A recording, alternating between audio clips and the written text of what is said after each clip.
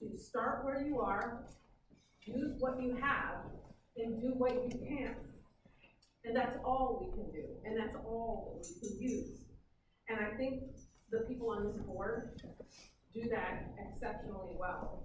So I'm hoping that this can really help us tonight as we center the work we have in front of us. So as we start this meeting, if we could all stand, and Michael, if you would lead us in the pledge, I appreciate it. Please turn and face the colors to the forefront of the room. Recite the Pledge of Allegiance. I pledge allegiance to the flag of the United States of America and to the republic for which it stands, one nation, under God, indivisible, with liberty and justice for all. Thank you. Everyone get comfortable? Disclosure, if you say anything, the camera will be there. Okay, we will start our meeting tonight with comments from the public. Tonight, we have 4 public speakers. Tonight, actually, 3 speakers and 1 testimony that I will read. As a reminder, individual speakers get 3 minutes to speak, and organizational representatives will get 5 minutes. When we call your name, you will come forward to this podium and take the microphone. And we will set the clock to the allotted time.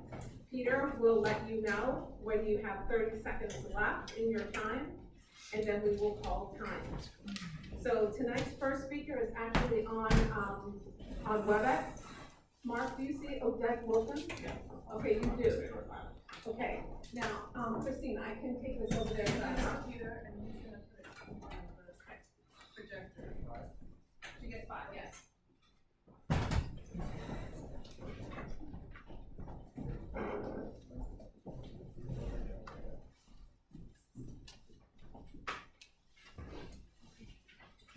Odette, are you there?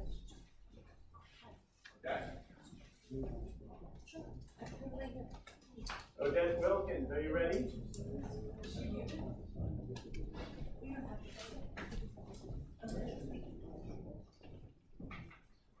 Next. Okay, let's move on and we'll come Next. back to her. Okay, we're gonna move on, Odette, and then we'll come back to you. Okay, the next person on my list is Richard Hayes. Richard, please come on up. Look at 3 minutes.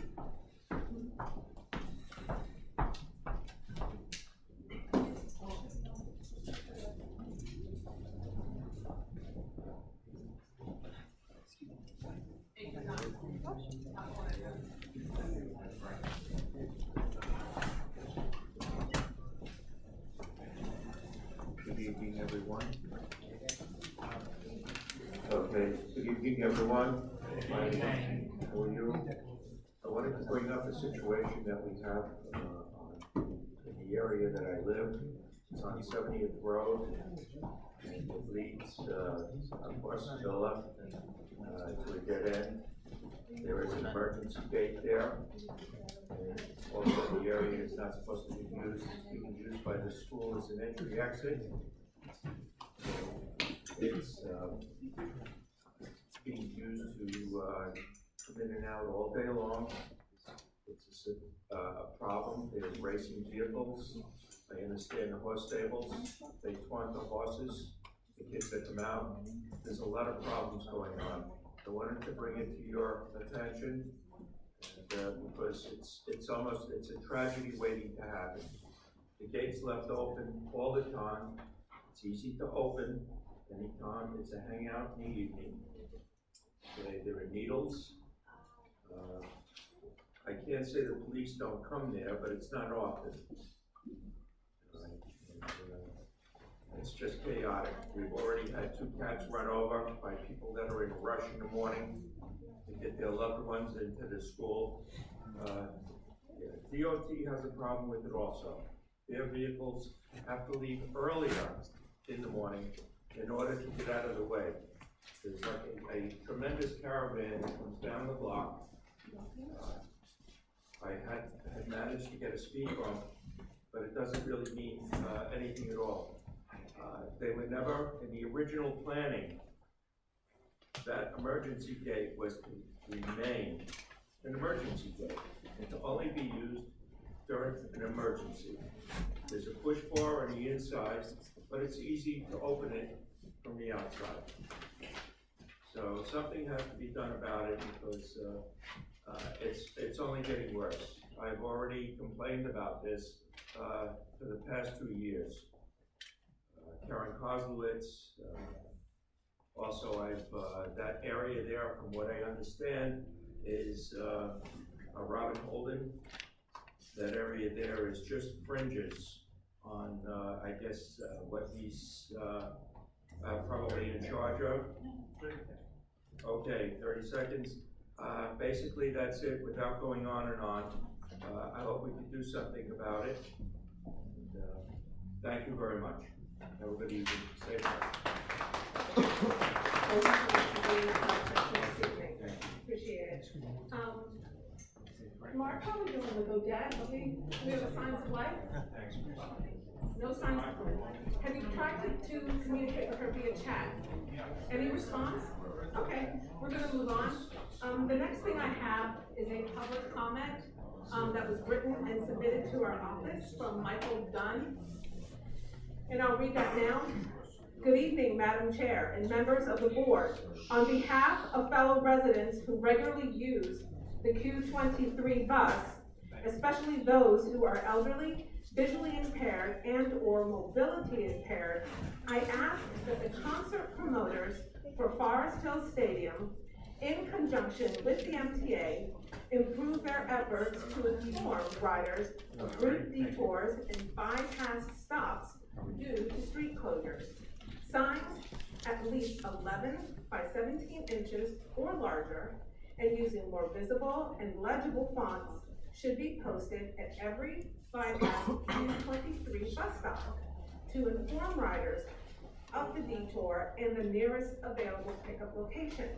These signs should be posted 24 hours ahead of each and every stadium event that results in a Q23 detour due to street closures and to facilitate pedestrian safety and flow. Thank you very much for your consideration. Michael Dunn, resident of Forest Hills and Rego Park. So that was his comment. Have you had any luck yet with Odette? Okay. The next public comment was supposed to be from Cheryl Fedek. Cheryl, are you here this evening?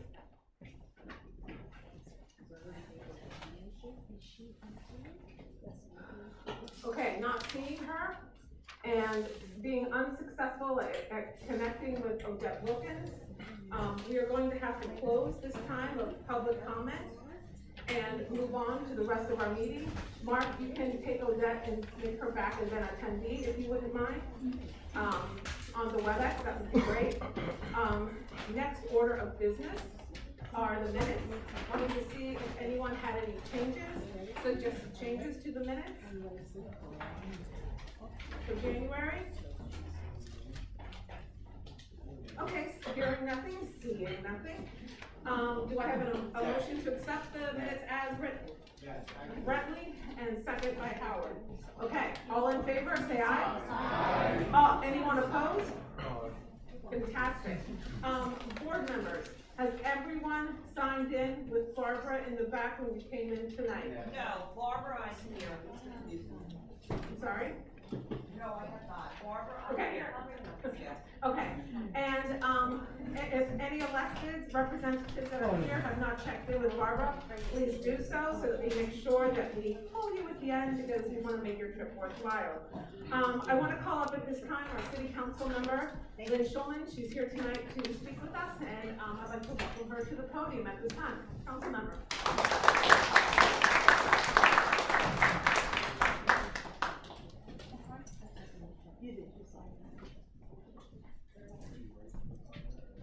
First of all, I want us to please give a round of applause to Heather because she has been an amazing chair and she's been extraordinarily involved in everything going on in this district. So if we have a round of applause.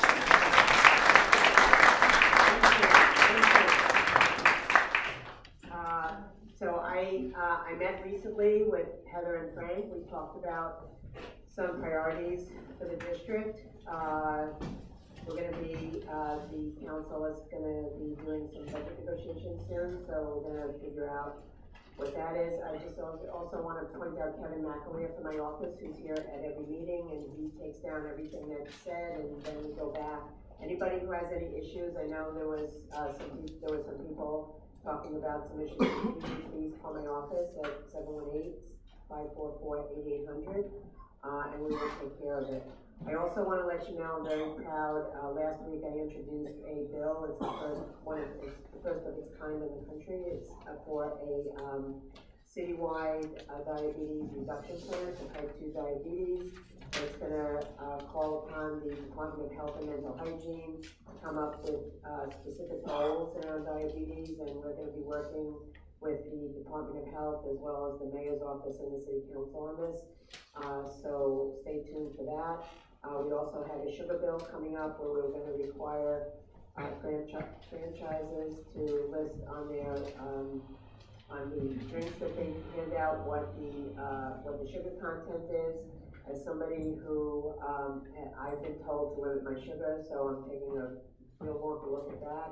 So we had a hearing on that, we're gonna be moving that forward.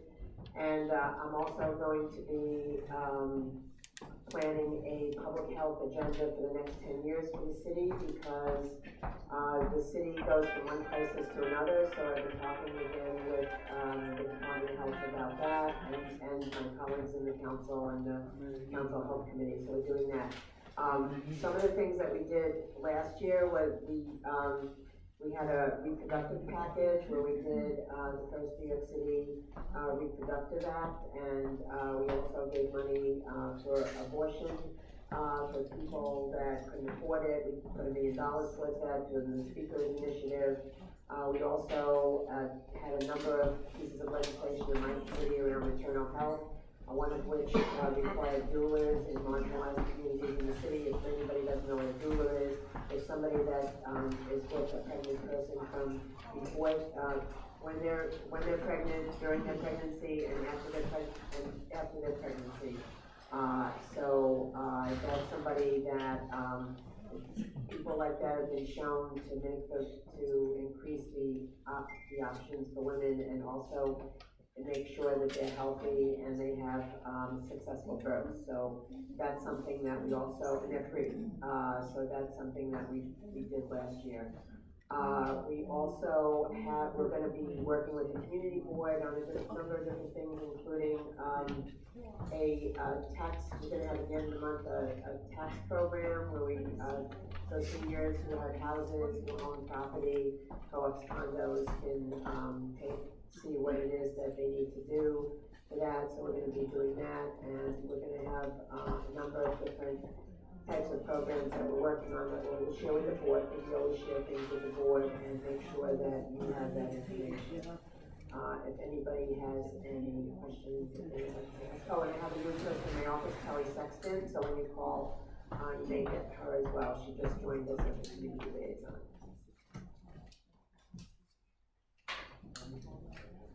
Oh, I'm sorry, I forgot, we had, the street name.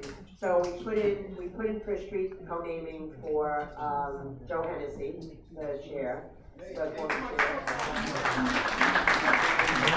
We're gonna be voting on it next week, and then in the spring, we will plan to have, the street co-naming, and we'll let everybody know about that.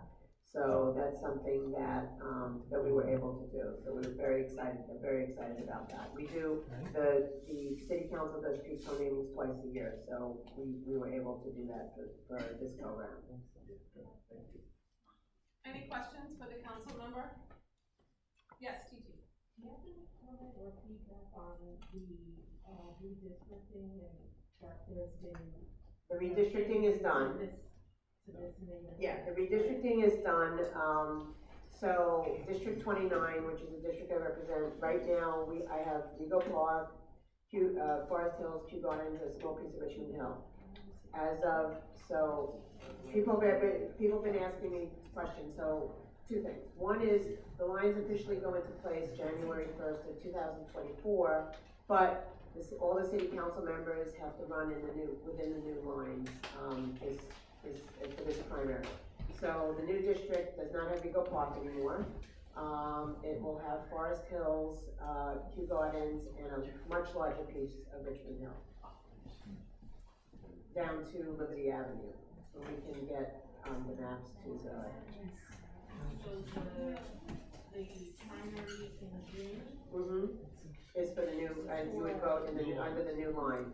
So if you live in Rego Park, you will not be able to vote for me in June. Rego Park has gone to, Councilmember Bob Holden. And that includes the Crescent. All of Rego Park. There's a very small, I'm sorry, there's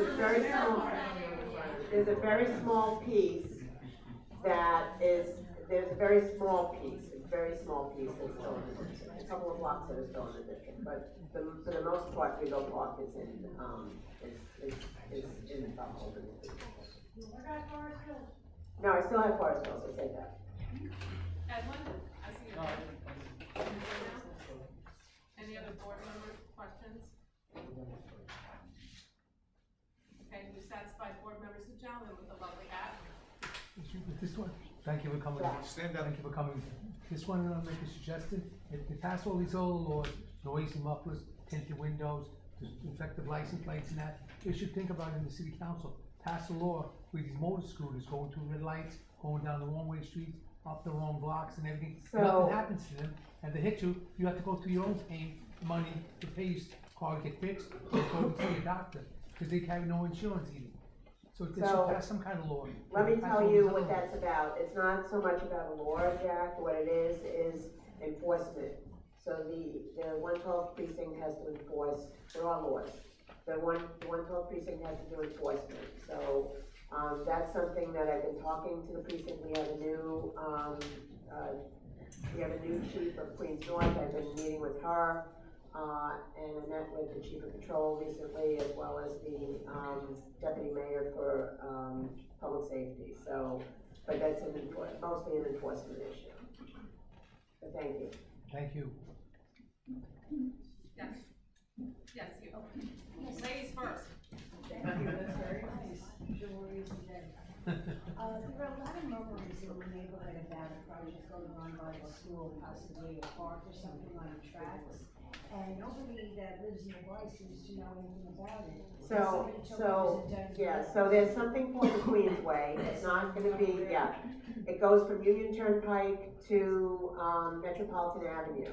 So it doesn't pass by anybody's home. It's phase one of the project. I wanna ask, Karen Imus is part of the, Friends of the Queensway. She can explain it better to you. Karen? Karen, I do, to help you, I know a lot about the Queensway, because I've been involved in the neighborhood with the communities. My name is Mary Jane O'Brien. And I was just wondering, because we were under the impression, a little when you hear rumors, you can't pay attention, that it was just supposed to be a project, apparently Mayor Adams was there, that addressed just the need for the school. But we're all very concerned about the fact that that might be the opening date, because I don't think a lot of people, whether you live here or not, or public office or whatever, understand the tremendous impact that will have. And so when we hear anything about the Queensway, the ears go up. I'm here on behalf of a lot of people. So we'd like to know exactly, is that what's going to stop, or we don't know, and if people want it, because I was involved and I took tours with the Friends of the Queensway, and they are, they were, at that time, they were out of touch, so. Well, I am on Friends of the Queensway. I'll stand up. And I certainly think we can have a conversation after this, so That we would be don't great. eat up like an hour of time here, but I'll say just a couple of things. So, Friends of the Queensway is a volunteer-led group of residents from Forest Hills, Rego Park, Glendale, Woodhaven, down to Ozone Park. That's been active for probably 10 plus years, advocating for the activation of the 3.5 mile Rails to Trails Park. Over the last couple of years, we've kind of focused on a small half-mile portion at the very north around here, adjacent to Mel's. And that piece basically goes from Mel's past the big box stores close to Forest Park. As a point of activation that would show what's possible on the tracks that have stood empty for 60+ years. In the last year plus 2 years since the Adams administration came in, they took an interest in activating that half mile for the school, for connectivity into Forest Park to help activate getting people into the park, and for the beautification behind the big box stores, which, as you know, there's a lot of dumping and a lot of trash that collects up there. I just want to say 2 other things. It is city-owned property. Oh, it is now then. It has always been city-owned Is that part property. of the MTA? No, this is Phase one is city-owned. this is DCAS property, DCAS somewhere. and the piece in the park is Parks property. And it would go north. It would Or be, south. it would just be this. Towards That's- Ozone Park, towards Myrtle Yes, it Avenue? would be going south Not from, coming over by Metropolitan to the residential area. no, not the No, current, so, not the current picture. yeah, no. Finish it one other quick thing and then please by all means. There are going to be, this is now a project that resides with the city. It is their property at the end of the day. Friends of Queensway, as the volunteer group, is really looking to be at this point a connector and an arbiter with the community to hear from folks like yourselves, questions, concerns. The city will come and do community engagement around this. See, that's the problem that has, I don't want. Alright, so let's stop. And we will have a handful of tours coming up in So, March and April. so let me, so the project that's happening now is only on public property. Right. It won't go anywhere else until the community is engaged. So I just wanted to tell you that. Okay. We have time for one more question, and this gentleman had his hands up. It's kind of a question and a thank you to local officials and the police department. I'm a member of Grace Lutheran Church, and our door was smashed last year, before Christmas, and then immediately after. And the police did an excellent job. The guy was arrested really quick. He was arrested and bail was set for him, so. I know, well, that's a different story. Yes, But I wanna thank you for the progress. But he was, yeah, my office was involved with that as well, and, I know we're gonna be setting up a meeting, with the church, so that we can talk about some other No, things the as police well. department's been there constantly, they Yes. did a very thorough job at Yes. analyzing the property. Boom, they told us to put a ring camera in, he came right back, his face is on the ring camera, it was just a thank you. I'm really glad, so. Is that it? Yep, that's good. Okay, thank you very much.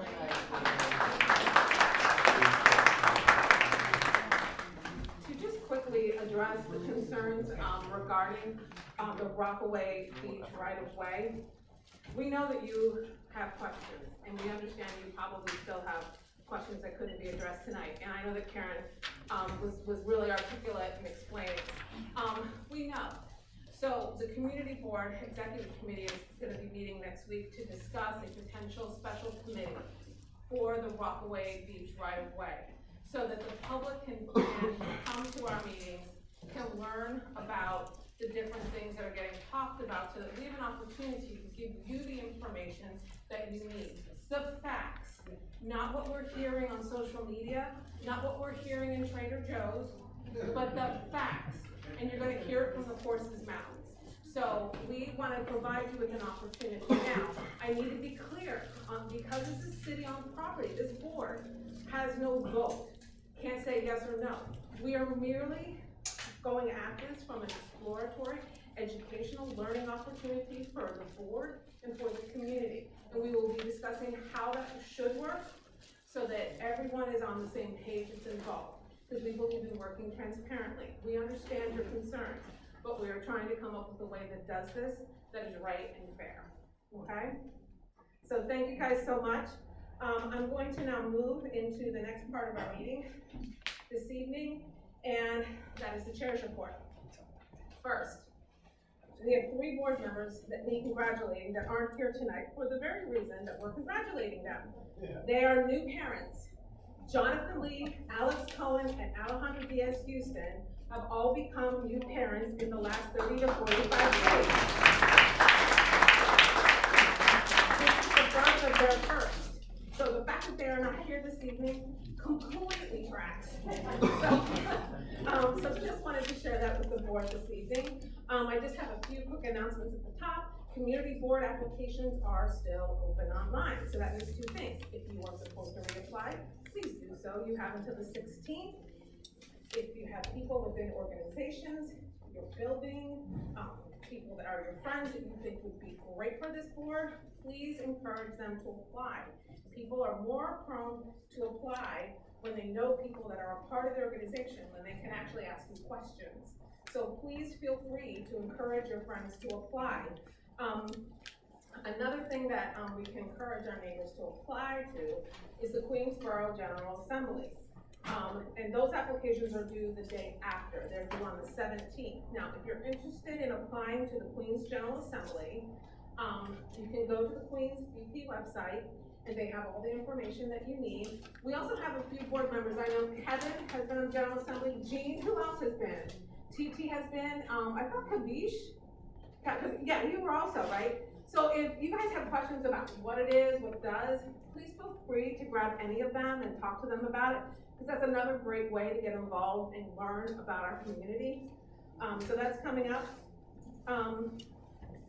Many of you have raised questions at both this meeting and have contacted the office with concerns about new smoke shops that are opening up throughout our two communities. We continue to work with the Office of Cannabis Management to coordinate a presentation to our board. They are very busy. We have 59 community boards in New York City, plus other organizations, plus everything that they're trying to do to roll it out. So we have been working with them since our meeting in December, where we had all those questions to get this coordinated, and we are still kind of in a back and forth, but we will nail that down. In the meantime, we want to quickie with a few things. Number one, many of you may have attended the cannabis training that was rolled out last week, that we invited all of you to. We want to encourage you, as the Office of Cannabis Management continues to have trainings, to please plug in, especially if you're on the Consumer Affairs Committee, because there will be some work coming to those committees eventually on this particular subject. But wanted to tell you a couple things. Community District 6 does not currently have a licensed conditional adult use retail dispensary. In fact, there are only 2 in all of New York City. They are in Manhattan. And when one comes to our district, we will know, because we will have a very small role in that process, and that will be to look at the application, consider the application, and respond. Not respond with a vote, but respond with any concerns or issues to the Office of Cannabis Management. So there's not gonna be one sneaking in. So if you see something, like they said back in the day, say something. If you see something fishy, call the office. If at any of these smoke shops, you know something has happened, think something has happened, email the office, give them all the pertinent information, the address, what you heard, what you understand, what had happened, all the information you have, because the more we know, the better we can respond. And the better our office can work with both OCM and the Sheriff's Office and the Council Member's Office and others to get these issues, to get these particular shops handled and managed in an appropriate fashion. We know that there are shops that are selling stuff under the counter. Now, I'm not the kind of person you want to send in there to find out, because I wouldn't even know what to ask for. But we do know what's happening. So just keep your ears to the ground and let us know when you hear something. We would also encourage you, when you have questions, Office of Cannabis Management for the state has a really, really good website. They have tons of FAQs. The site is actually very organized. You will be able to find what you need right on that site. And it's literally cannabis.ny.gov. And we're just asking you that, like we said, if you see something, say something to us. And at our last meeting, I'm glad you raised your hand, you said, how will we know if it's real, if we're in another neighborhood? So if you're in this neighborhood, something would have come to us. But let's say that you're in Elmhurst and you see something and you're like, doesn't look kosher.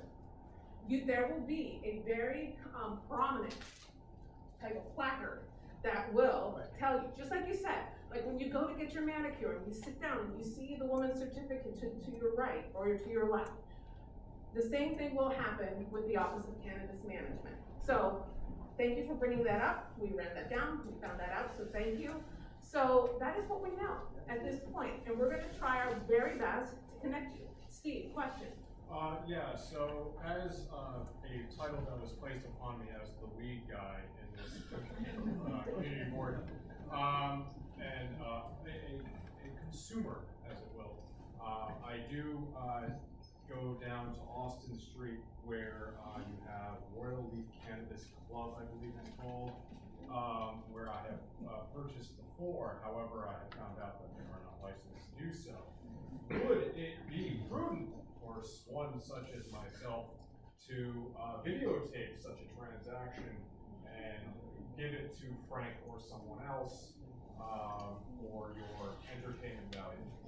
Well, first of all, I'm not a lawyer. I'm actually a music education major by trade. What my understanding is that when things happen, there's no presumption of privacy. However, at your own risk, I don't think it's wise. I never think it's wise for the public to take up a role with somebody more prepared. I'm not saying that you can't handle yourself. I'm sure you can handle yourself. I just would not advise anyone in the public to undertake that. However, the information that you do have would be very helpful to the sheriff's office, because they have been working very hard and they're horribly understaffed. So anything that you know would be great to share. I see the council member's hand, I see Kevin's hand, and I see Martha's hand, so I'm gonna start with Liz. My office has been working with the sheriff's office, on this, and, whatever information you have, you can give it to the community board, we work with the community board, and give it to my office. I wanna tell you, we had, when Heather was talking, it reminded me, we had a joint hearing with Oversight and, Consumer Worker Protection a few weeks ago on this. And, one of the things that we found out is that some of the cannabis that they're selling actually isn't adulterated, so it has salmonella in it, it has E. coli in it, there's all kinds of things in it, so that's one. The other thing is I wanted to question you. I mean, you can do, I'm not telling you what to do, but these businesses are cash businesses, and they're prone to get robbed. A few have already been robbed already.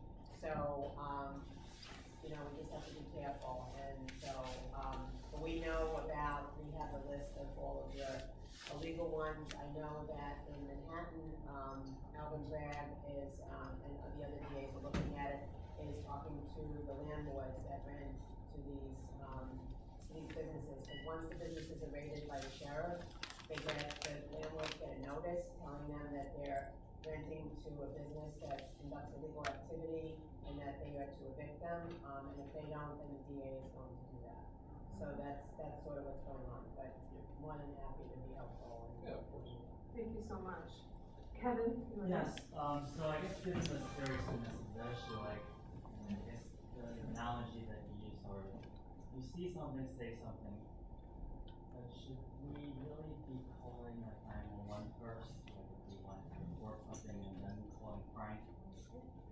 Well, yes, you can call first of all, 911, yes. We always say 911 and 311, why? Data.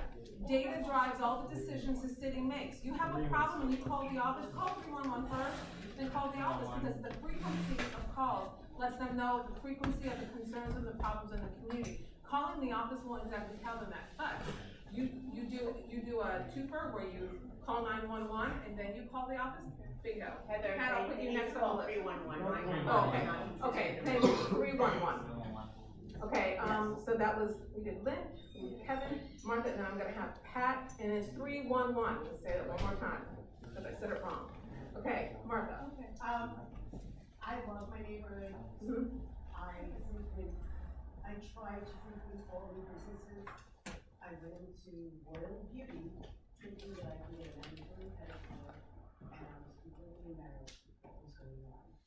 And what I want to know, I mean, my daughter knew, so I posted in our group chat with her and Gab, they all laughed at me. Because he's like, didn't you see the leaves as the logo? And I just want to know, in full transparency, can we have the names of the two legal ones? And if anything gets admitted, can the community know as a whole that it's been? Well, number one, there's only two legal, right, there's only two legal ones in Manhattan, they're not even, there's not even, There's two yeah. legal, one is in Manhattan and one legal in Brooklyn. There's nothing legal in Queens yet. In fact, Upstate is getting their first one, I think, in a week in Binghamton, if I remember correctly. But, so, first of all, whatever's in our community, and you see something, it's not. If they are selling cannabis, to be clear. So if they are selling cannabis and they are not licensed by the state, then you can call 911, then tag up to the office, tag up to the council member's office, let them know so that they can follow up and follow through. Because right now, like we said, there's two in the entire, well, two, it was funny, you said the one in Brookline, we'll run that one down, because according to Office of Cannabis Management, it's not on there yet, so we need to check that out. Yeah, based on the information that I have, there are two in Manhattan, which I made Stephen Frank aware of, and Yes. there's one in Brooklyn, and it's pretty recent, so maybe that's why you're not. Maybe it's just not been It's very updated. recent, Yeah. So there's So- a total of 3 in New York City encompassing the 5 boroughs. And don't be embarrassed, No, but how are we gonna protect ourselves? It says Royal View. because you're gonna be looking for that logo, that thing before you walk in, and once we get that presentation from Office of Cannabis Management, you will know. A decal, you'll see it on the That's the one that I front. was just talking about. Yeah. I thought I was getting a manicure and pedicure, but I saw it. Well, and because it's right next door to another place, you can get your manicure, pedicure, I get it. Okay, hold on, I had Pat Morgan, I see Jean, I feel like a teacher, and I see Miss Leslie Brown from the Forest Hills Chamber of Commerce, and then I'm gonna have to, and then, I'm sorry, I can't pronounce, Serena? Okay, Serena, okay, Katrina, okay. And after this, I gotta move on, because we've got a lot of street stuff to get to tonight. Okay, Martha, you're done, Pat, what's up? Okay, for those of you who don't know, I worked as a 911 operator and police dispatcher from 1980 to 1989. I've got the background, I'm in constant contact with people who are still employed at 911, working there. One thing that the 911 operator will tell you, you have to see an active crime in progress. Now, in the case of, a place is selling opiates or something else, you can still call 911 with that as an informational call, because it's a controlled substance. The operator will take the message. 911 operator, if you are ever unsure, call 911 if you believe there is a crime in progress or that it's a life and death emergency. The operator will tell you this is not a 911 emergency. 311, you know you can go through that menu for 10 minutes, just have somebody tell you you've got to call 911 on this. If it is such an emergency that you feel that if you don't call 911, there will be a tragedy, call 911. The operator will yell at you and tell you, why are you clogging up the line? But you know that you have a very good reason. The operator should listen to them. They do take informational calls on drugs, hard drugs, heroin, cocaine, other things, of different places, drug stations, and then forward it to the field training officers. Thank you. Thank you, Pat. Next, Jean. Yeah, the last 2 weeks I've been coming on the 60 bus coming from Manhattan from Doctor's Gordon's to Forest Hills. 2 weeks in a row, there's been a bus, a van with hot plant painted all over it, and the line is like down, blocking around the corner. Yeah. I don't know what that means, but I know they're saying, hey, we got pot here. So Listen, I if you don't think it's- understand that thing. It's the last 2 weeks. I would say, listen, we're all trying to learn here, we all don't know. When in doubt, call it out. If it's not, if you think that there's something going on, there very well may not be. Some of the vans, my understanding is that some of them are selling CBD products, and so I don't believe that those are illegal. Steve, as my resident marijuana guy. So we wanna be certain, because we also don't wanna be criminalizing people who are doing a legitimate smoke shop job. We gotta think about that as well. I know we're very concerned, but we also don't wanna be the kid who cried wolf all the time either. So we need to have a sound reason, because again, the sheriff's office is we shouldn't say short-staffed, but they are very, very busy, and they are throwing everything at this, and we want them to prioritize the real people that are not participating correctly in the problem. We don't want them targeting people who are trying to run legitimate businesses that, because of everything else, we're now suspicious of everything. So I think we want to use some of our discretion. Okay, the next person I have is Ms. Leslie Brown. Good evening. Welcome to Community Board 6. Thank you. Good evening, everyone. Can't So see I you. have as a chamber member Curaleaf on 70th Road. Yes. And I know from, unfortunately, personal experience that, my sister who passed away recently was using some medical marijuana. I had to get a license, and my husband had to get a license from the state. So that is a legal dispensary, correct? Yes, it's been here for a long time. It's Yeah. different than the dispensaries that the state is, because that is a medical dispensary as opposed to the more recreational type of dispensary that's getting. Just wanted to clarify it License. in my own mind. No, because thank you. I don't want an illegal chamber member, but. No. You do not have an illegal chamber member. Excellent question, thank you for that. Thank you. Okay, Katrina, nice to see you. Nice to see you. Just a quick question, in terms of the signage, are they allowed to label themselves as a cannabis dispensary? Yes. I think, On the outside? yeah, I don't think, because it's creative license, I think they could call themselves a donut shop and be selling cigarettes. I think it's just creative license. If they choose to act legally, then that's on them. But yeah, I think they can call themselves whatever they want. Yeah. Okay, so hopefully we'll get a presentation with someone a wee bit more knowledgeable than I. Thank you for the assist. And once we do, please come with all of your questions. We'll make sure that that meeting has ample time, because we know you'll have a lot of questions. So just know that we are working on that. And then one final reminder, please, and this is just not cannabis related, please do your best to engage with us on social media. If you haven't already, if you're a Twitter person, give us a follow. If you're a Facebook person, give us a follow. And as we post things, and as you see that they're relevant, please push them out. We are doing our very best to connect our community with city agencies and organizations like Common Point and Queens Community House that are doing amazing work to try to connect people with things that they need, like the program that Councilmember Schulman talked about tonight for seniors that are having issues and concerns with their finances. We know, and so this city is doing their best to provide robust programs, and we're doing our best to push out that information. So please do your best to connect with us, to amplify where you deem appropriate. You know, I'm a mother who still has kids in school, so of course I would be pushing out more education-related stuff.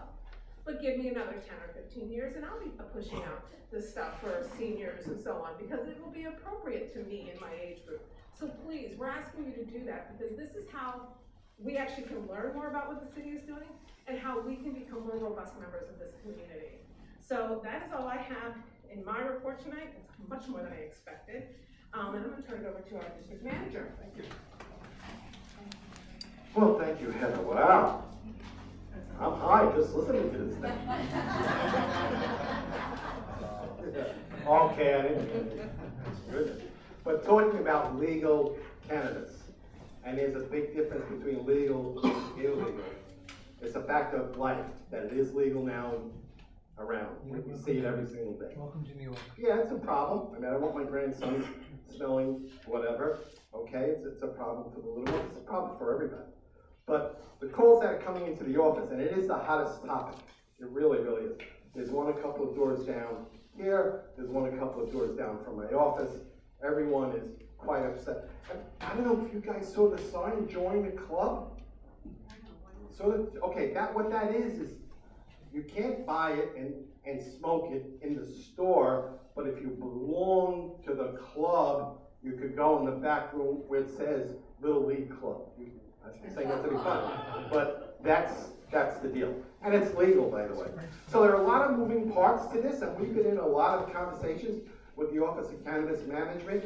It's serious, but every single day, if something comes into my office, I'm calling Lynn's office, or Lynn's staff is calling me. We are putting together one heck of a list of all these illegal places, smoke shops. Some are legal, but as soon as the cops walk away, by the way, they can't do anything unless they see the sale going down. So you say, well, where's enforcement? Well, because there are so moving parts and the state put this together, they really didn't fine tune it. And they're finding out all these problems. So we'll see a lot of amendments to that law, to the situation. So stay tuned, but when something happens and when they do come, we should fill the room. And call the office and call Lynn's office, please, because here's one thing that they do that you don't know about. Let's just say they hit the 1, 2 doors down. He's calling the guys down by my office. And then he's calling the guys on Austin Street. And then he's calling the guys up on 63rd Drive. They have this little group.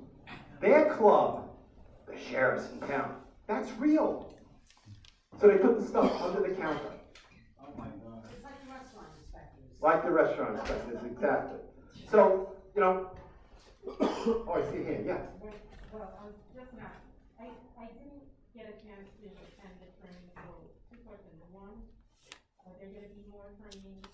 And 2, if you attended the training, did they just give a clear explanation about what it means, legal, not legal? Like, we all see these different shops, they have signs outside, it says, I don't know. So CBD is legal, okay? Legal marijuana, recreational marijuana, as opposed to what's over on Restaurant Row. That is a medical marijuana place, and when they put that up years ago, John, I don't know if you remember, they came in here, the room was not here, but over in the other building. The place was overflowing with people, they didn't know what it was until it was explained. And at that point, I won't say we walked out understanding, because we didn't, until we found out they were legit and it was medical marijuana. There's an apartment building on the corner, there's a school around the corner, so we were upset about it, but they came through with flying colors. So like when you say a smoke shop, is it like, so all of these new places, they all say CBD, I sure. guess they say, I don't know, THC now? That's it. Good. That's it. The CBC is not what the problem is. That's not the It problem. does not get you high. It's the THC that gives you the buzz, that gives you the high. Right. And if they don't have a license for that, then And they don't. It's illegal. You have to realize, no one around here has that license. It's the THC that is the issue. That is what gets you high. Gummies and blah, blah, blah. If you see THC as an ingredient, Call it in. and they don't have a license, like Frank said, call it in. That is what Yeah. gets you high. Hold it. THC, not the CBC, it's the THC. When you see those letters, that is what gets you Yep. high. If they don't have a license, then you should call Frank at 311. And so it's not necessarily there has to be a transaction. You can go in there, look at the product, and if the ingredient says THC. And it's on the sale, it's on the shelf. That is it's on correct. sale, I think you can call it in. Yeah, absolutely, yes. Now, I was just gonna say, I was at last week's training session along with, you and. Right. There are quite a number of people, Yeah, yeah. quite a number of us there. And so I was at last week's meeting, my sense was that the Office of Cannabis Management is still trying to figure things out. You know, it's like a game of whack-a-mole. Yes. And let's face it, you smoke, it's not, It's legal. I think the issue It's is legal. that it needs to be regulated, just like you have the state liquor authority regulating alcohol. I think if this is going to work, then you need the same mechanisms in place. Thank you. Agreed.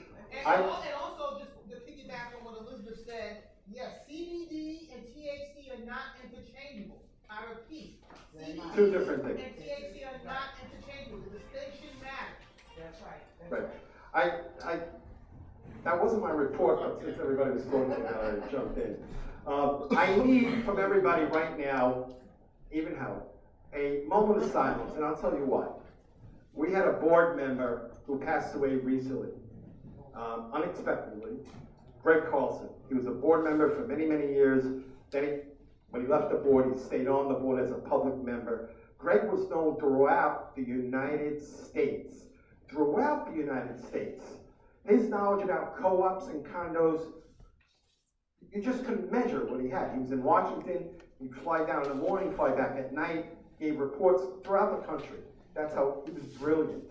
He also was a member of our CERT team, and Heidi could talk all day about what Greg did over there. So for Greg, we need a moment of silence.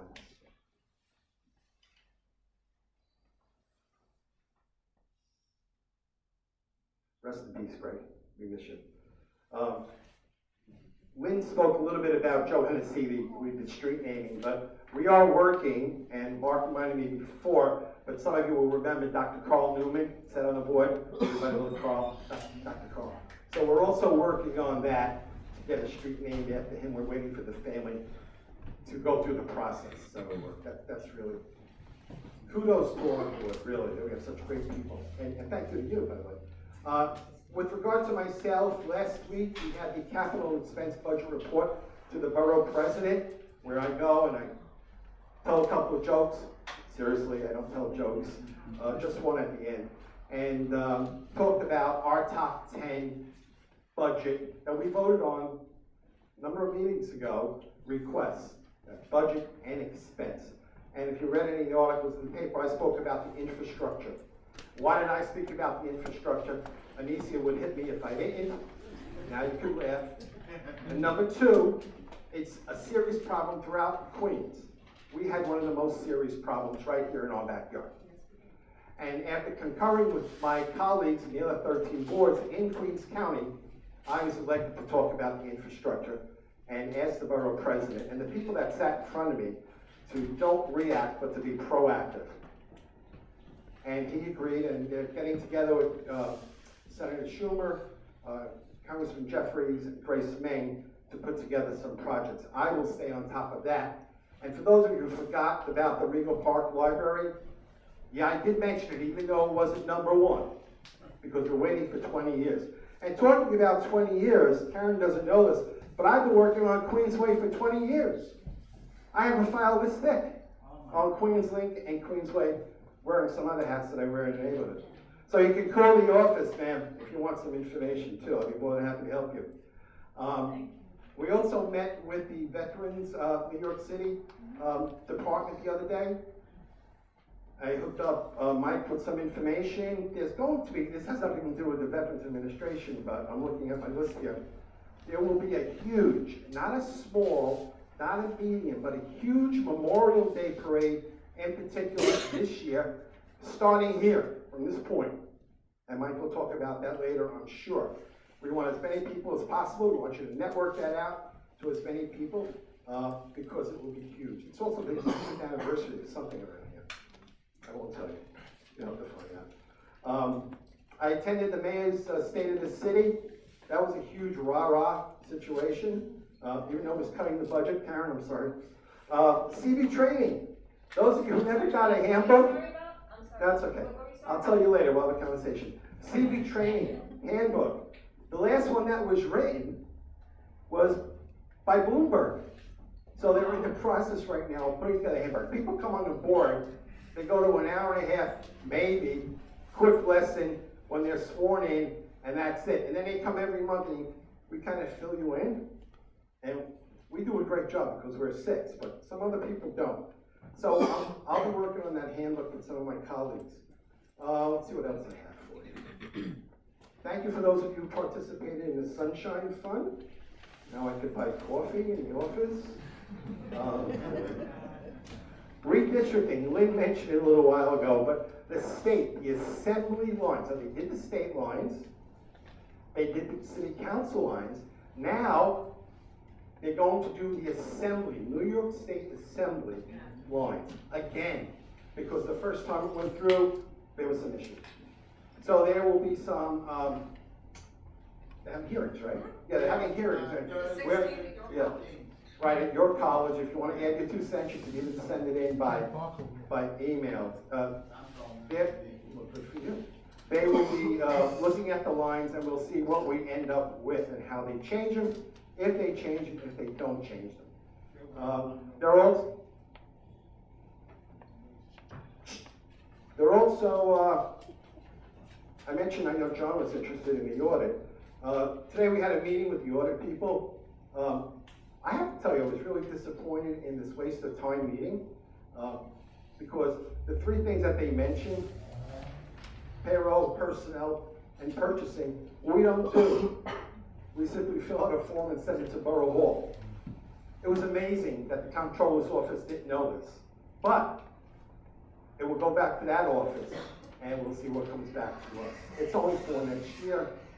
Whatever they ask, we're in good shape, whatever they ask for. They do it every 4 years, so even though they did it 9 months ago, believe it or not, they pick out certain things. This is the 59 community boards in the city of New York, just not us. So when I get the timeline, when I get the procedures, we'll fill the chair and executive report. There's really nothing hysterical about it. We've been through them before. If anybody has any questions, conversation, give me a call. The office is open. I have a great staff, great sharing executive report. Thank you. Thank you.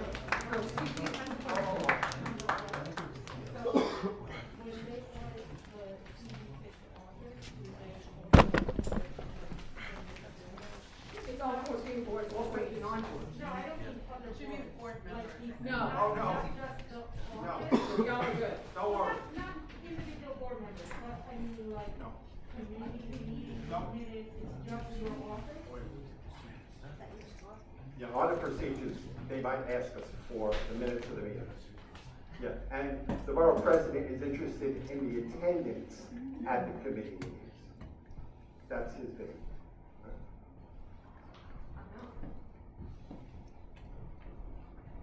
Okay, thank you so much for that report. One thing I will say is that, we as a community board, and, we prioritize what we believe our community needs. We do, I think we all agree in this room, the folks in front of us, that our sewers need upgraded. They're doing a lot of work with very old pipes. So whenever we're fighting for our budget priorities, it really helps when our community, joins us and continues to be the squeaky wheel. So you can ask any of your electeds, and clearly last night when the president laid out the State of the Union, he talked a lot about infrastructure. And I could create lists all day of infrastructure needs the city has. So I would just compel all of you to just, where you see a need, please reach out to us. Please reach out to your elected official, because the more that we raise these concerns, maybe the faster they'll get addressed. Okay? So I just want to move on tonight. We are fortunate tonight to have a presentation from the Department of Sanitation. Tonight they are here to talk about the new changes to the pickups for garbage. And Mr. Minelli, if you would come on up, we'd love to have you.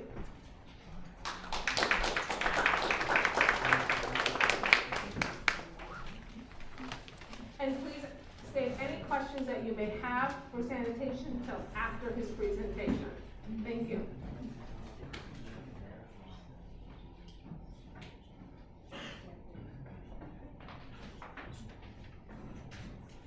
Hi, good evening, everybody. So, yes, I'm with the Department of Sanitation's Community Affairs Bureau, and I'm just here to discuss the upcoming changes to set out time.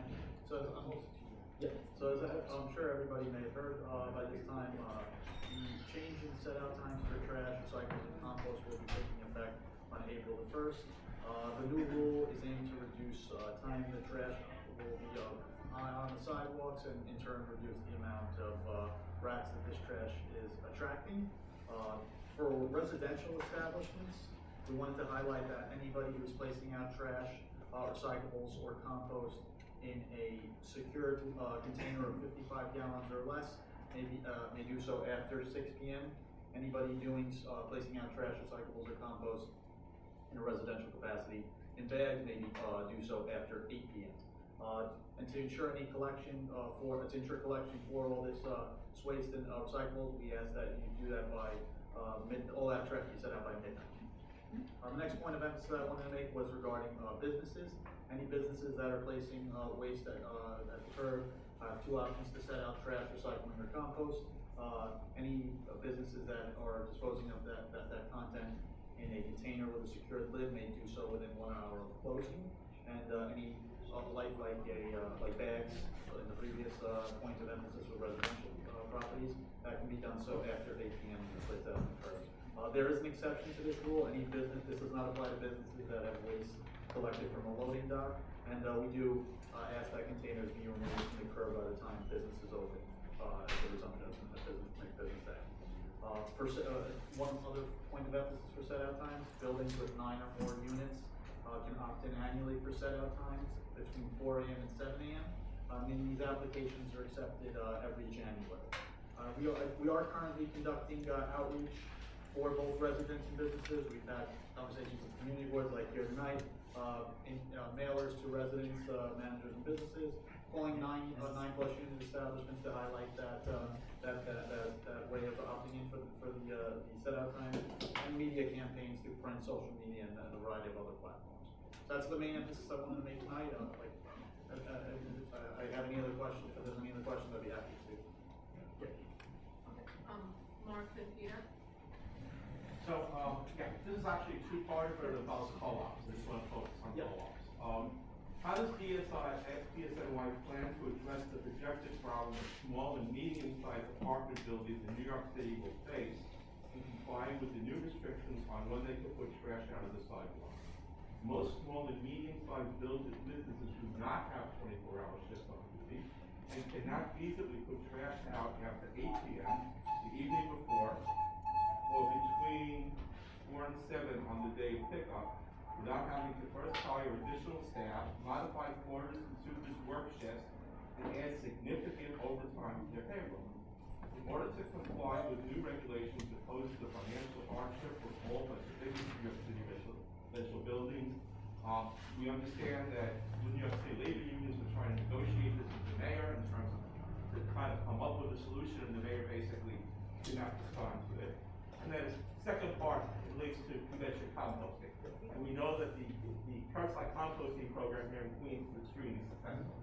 The question that we did observe, however, was that a lot of the co-ops, and again, CB6 has a lot of co-ops, really didn't participate that much in the program. And part of the problem was the brown bins. That no matter what the size of the building, they all got one small brown bin, but they had 50.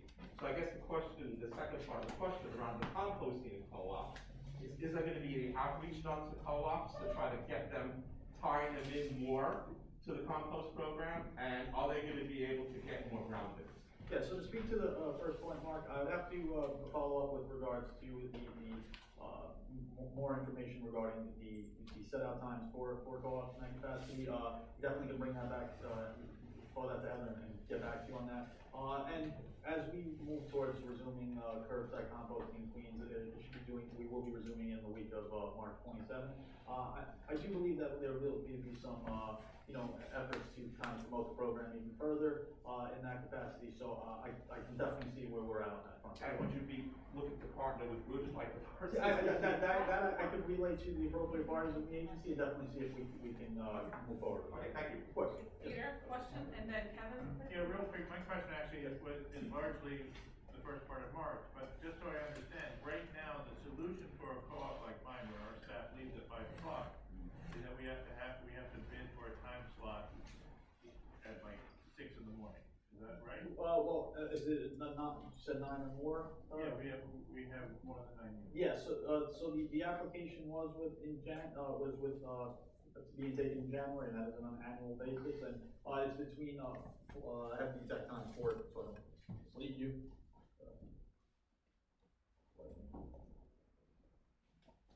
Yeah, between 4 and 7 a.m. So if we haven't already applied for that, then we're stuck with having April to get. Being that it's every January, that would be the situation. Was there another one? Do you have any more? No. Kevin, you're Yeah, I next. wanted to speak to Mark's first question.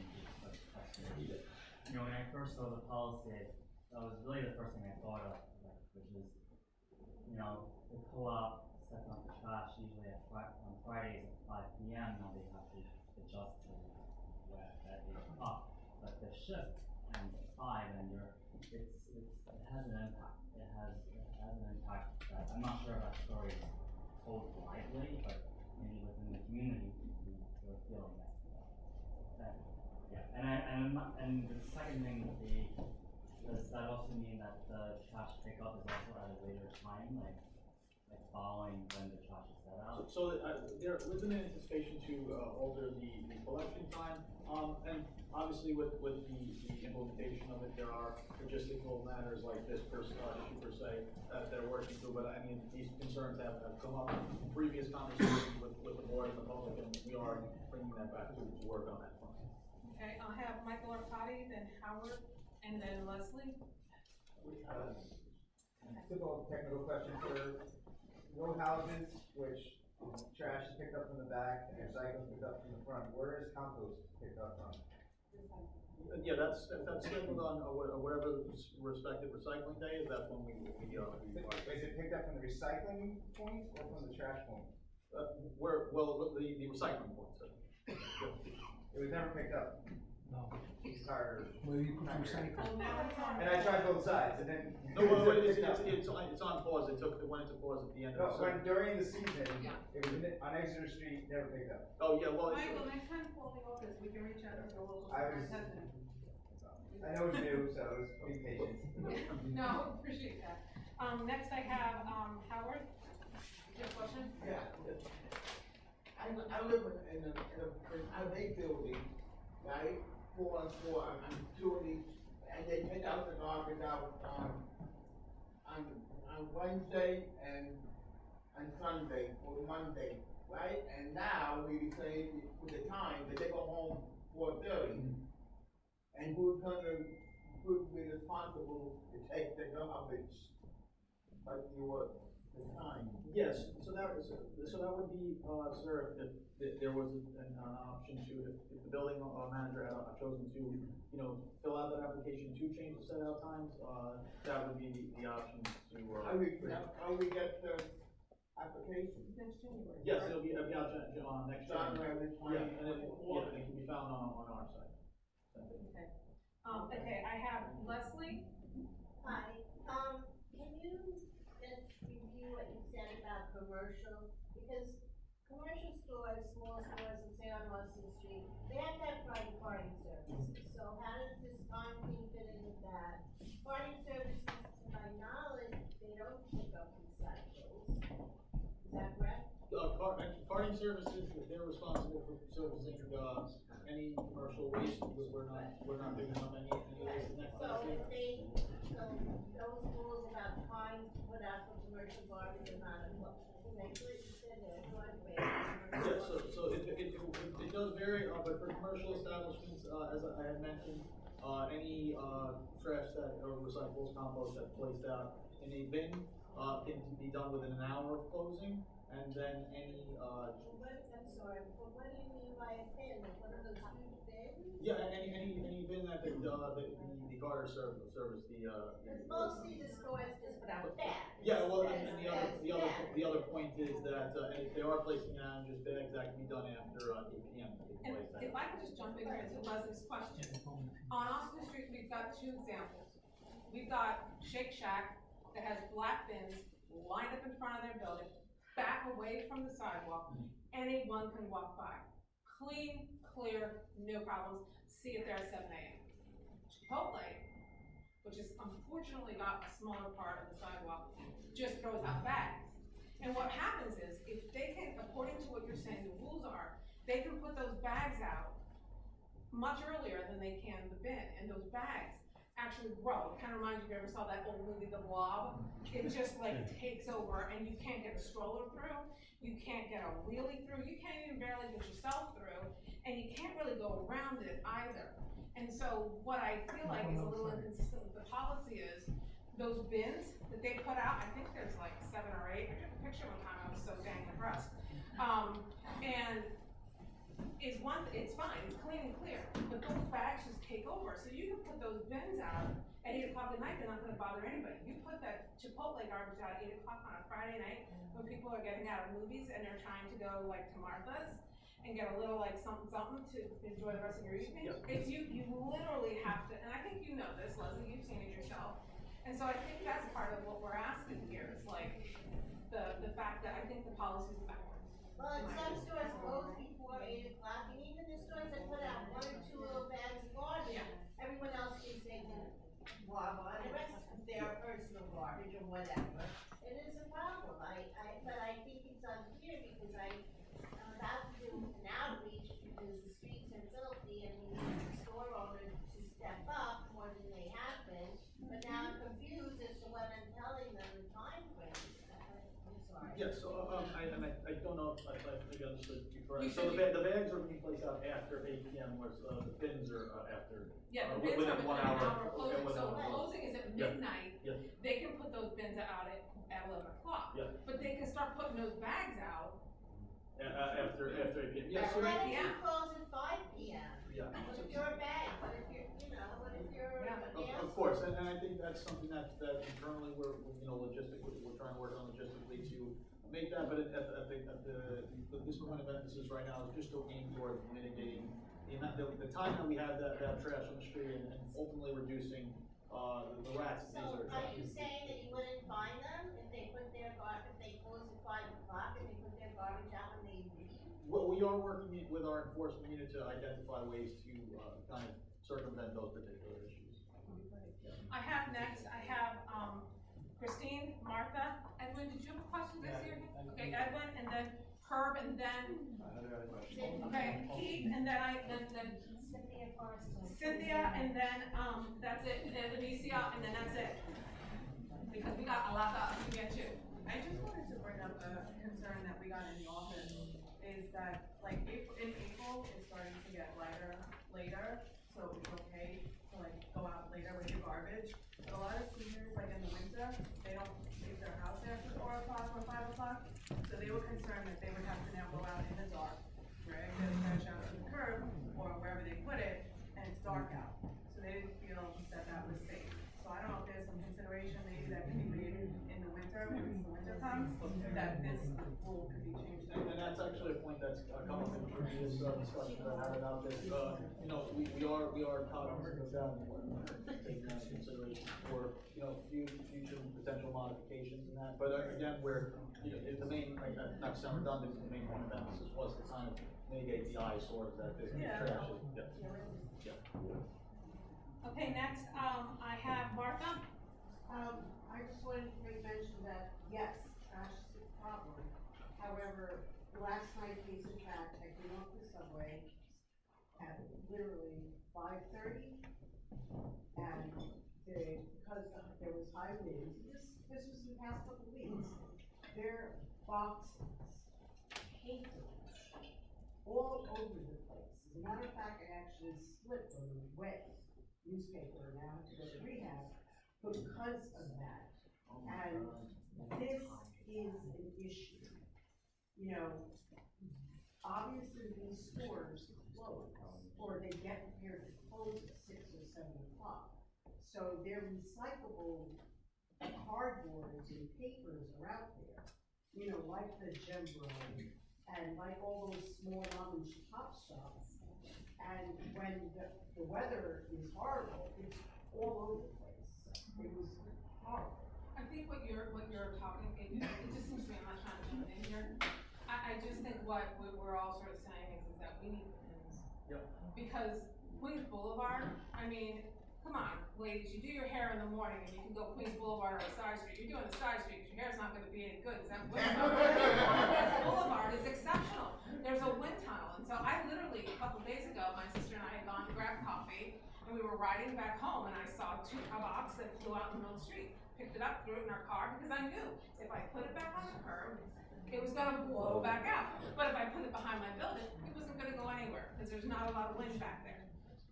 And that's what happens a lot. So I think what we'd like for you to carry back is maybe bins, business bins, so that our stuff doesn't blow around. Weighted business bins, so that our stuff doesn't fly. Can I ask you real quickly, was that 71st Continental? It was 71st 71st Continental, and you were getting out in your which business? The Chase, the CVS, or? Chase, and then I crossed over to, Gembro. Okay. And all the dead banks, but you know what? The large businesses do have money for the carting service. The smaller businesses don't. So they come out. It's required by law that small businesses have party services. Can I tell you something? That vino shop next to Cohen's They were taking out the cardboards from his cellar, taping it up and putting it out. He does Putting it not, out where? putting it on the sidewalk. He doesn't have a bin. Guys, I'm sorry. Can you guys, But he doesn't have a I'm garden sorry, service. Martha, Garden listen, service can you guys doesn't take this, exist. guys, please, can we take this as a side thing after Christmas? I got a couple other questions to get to, and then we have a hell of a lot of street activity permits to get to tonight, because Elizabeth's got a job ahead of her. Okay, so next question is Edwin. I just have a quick, suggestion that you can take back, but is that annual requirement to do by January? Or make it like semi-annual, so you can sit, you know about in January, do it in July? It makes no sense if they miss it, it's practically the whole lot. Again, sir, with it being, It's more often than once a year. with the change taking effect, that plan being in place, there'll potentially be modifications, but I can definitely bring that back. Can you do the modifications before the next year? In all likelihood, that we can't make modifications to that capacity, but I could definitely bring that back to see if we can, put that into consideration, going forward. Thank you, Edwin. Next up, Herb. Good evening. Yeah, well, I have you here. I just want to clarify something's going on for many years. Is pickup of garbage the time? Is it like a 24-hour period where they can pick up garbage, like 3 in the morning, 2 in the morning, 4 in the morning? So the time frame can vary on that shift, sir, or I could be within that 24. So they come like between 1 and 2 in the morning? Yeah. And then everyone wakes up because it's, hey, Joe! And they start screaming to each other, you know what goes on. And they're dumping. I thought maybe this nighttime should have some sort of a clarification. And that's been an issue that's been an age-old issue that's been brought up numerous, and that's something that we can, coordinate with the local districts to kind of identify who's on these particular routes and operate with an additional level of discretion during those times. Yes. Next I have Cynthia. A question? Yes, first I do wanna say, Christine, thank you for bringing up about the seniors, because we've been hearing that too. A lot of seniors do not, in a home attendance sometimes leave at a certain time and are not in a position afterwards to do it. I have a question that wasn't really addressed here at all, about rats and also raccoons. What can you guys do to help deter this? Because every time, even bins, we've seen rats popping out, raccoons, very large raccoons coming down streets. And I'm surprised, like Forest Hills having raccoons, and they do, and it's scary because they're really pretty large. And if you do see a whole bunch of rats, who do you call? Because that's very confusing. Do you call 311? Do you call, animal control? Buildings say, well, we're not responsible for the raccoons, but, where do we go from here with this? And you guys certainly could put things out that help with this issue instead of like, when you leave stuff out, rodents aren't gonna go to those bags or bins, period. So where would we put, where should she call? 311? 311 is always the most optimal first course of action, and the main emphasis again why this particular change is even taking place. Reduce the amount of time that this trash is on the street because it's attracting those rats. And then from a residential standpoint, we suggest purchasing rat-resistant bins to prevent these rodents from getting into the trash. And then we work with our fellow agencies to coordinate to see who can move forward once the problem with rodents and rats is already existing to go about mitigating the issue. Okay, Anisia's last question, David, I'm sorry, we called last question before. I don't have a question, I have a comment. Okay. I went to the Gap in Austin Street on Monday. I was shocked how filthy Austin Street was. Thank you. Okay, and it's getting worse. But I couldn't believe it. It was close to 3 o'clock, and it was so much garbage on the sidewalk, on the, by the, where you park. There was tons of garbage on Monday. We can conduct some outreach over there, to work with those commercial establishments to identify where that trash is coming from and try to move forward with that. It was because on Sunday they had the fresh market, and there's so many people in that area. So they should pick up garbage, they should clean the street on Monday morning. Yeah, so Anicia, we're paying, with Children's Office, they're paying the ACE program, go up and down Austin Street, and they are. I will get a walkthrough with them. So, look, people are people. we'll connect with these guys. To mention it again, I will connect tomorrow with the supervisor or with the ACE program. Fresh Market, I will call her also to make sure that she has her garbage bins or whatever you want to call it over there. But thank you for bringing it up. We need stuff like that. Okay. Do you have anything else for us tonight? That's all. I will, if there are any additional questions, I'm gonna leave my business cards over there for us for anybody to reach out to me. Great. Thank you, everybody. I appreciate it.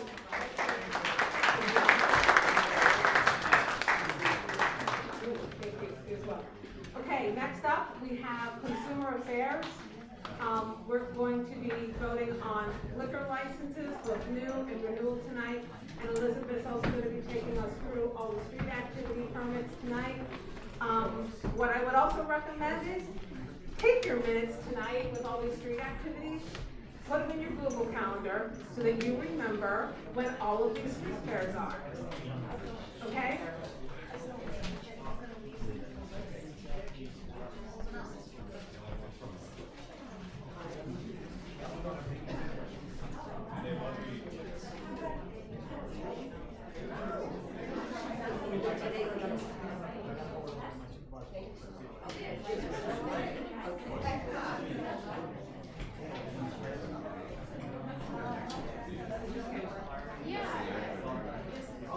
That's something I have to follow up on.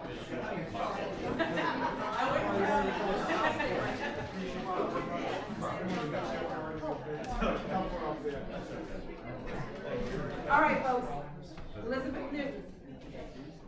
Good evening, Madam Chair, we have, 3 renewals, we have 2, new liquor applications, and we have 8 street fair applications.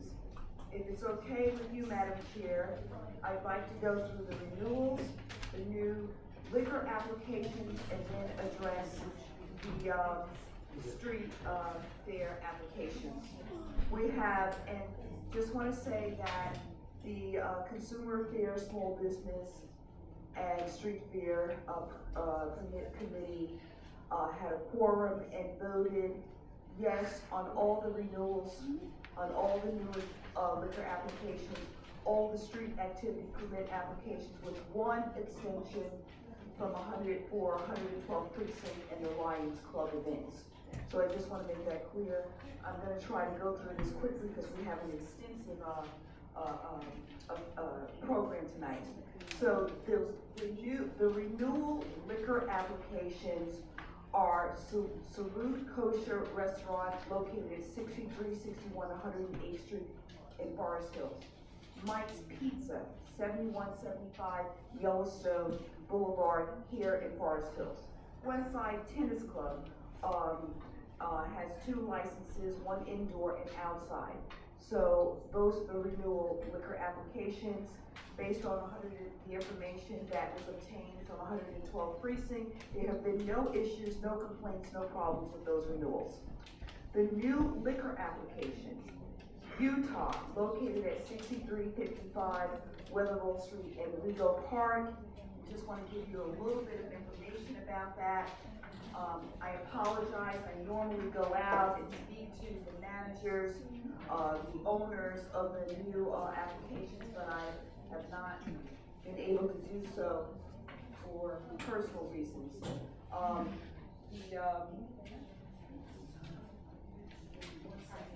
Utah is a full food menu restaurant, has recorded music. It is not licensed for an outdoor area. And this is a new application for the liquor license. The alcohol that they will sell consists of wine, beer, and cider. So I just wanted to bring that to your attention for that new application. United Artists Midway Stadium 9. That's really something that came to us last year. And I went out and I was able to speak with the manager at the movie theater. And he provided a lot of information they'll have licensed bartenders on certain days within a certain time period. So we don't have to be too concerned about our children when they go to the movie theater. They're upstairs, they will be selling wine only with licensed bartenders, with security offices at the location upstairs at the United Midway Movie Theater, and it's on Saturdays and Sundays with designated times. They had submitted a new application because they had to provide additional information to the State Liquor Authority, which they weren't able to do last year. And there's a time period where they have to submit this application to the community board. So they wanted to make sure that they were in compliance with that portion of it. So that is for the Midway Movie Theater. And again, the committee approved that application as well. Now I'm going to move on to the street activity permit applications. That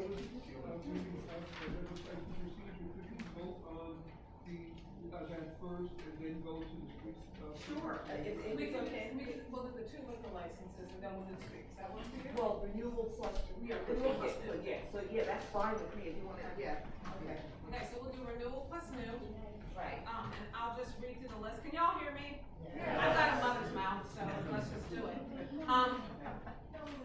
Michael Arcadi? Yes. Yes, yes? Yes, all. Okay. Anicia? Yes, yes. Okay. Savish? Okay. Mr. Beagle?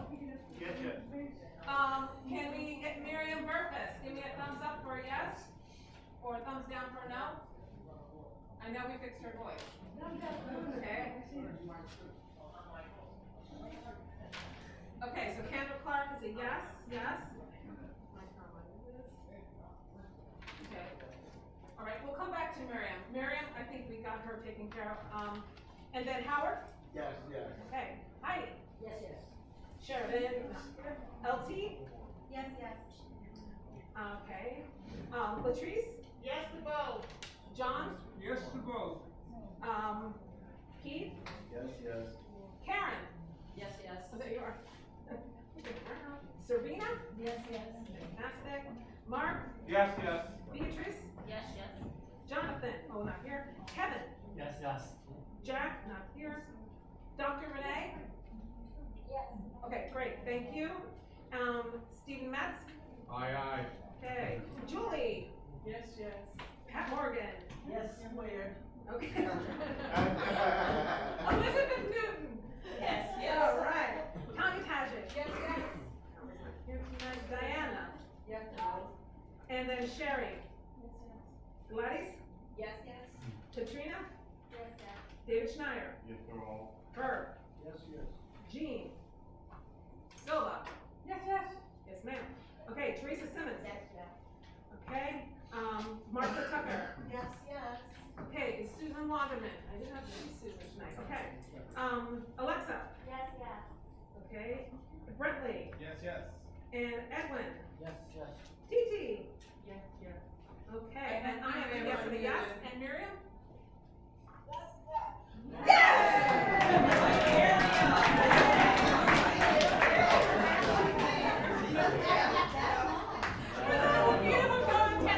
Miriam has had sound problems for more months than you would believe, and we finally fixed them. Okay, so next we have the street permits. All right, so we have 8 street permits. These are permits that have been issued in previous years, no problems with them. I'm gonna go through them pretty quickly. The first one, the event name is Queens Boulevard Forest Hills Fair. The start date, the date that it'll be going up is April 2nd at 10 a.m. and it will end at 6 p.m. And the sponsor is 112th Precinct Community Council. The second one, the event name is 112th Explorers Spring Block Party. It will begin on April 23rd at 10 a.m. and it will end April 23rd at 6 p.m. And the sponsor is 112th Precinct Explorers.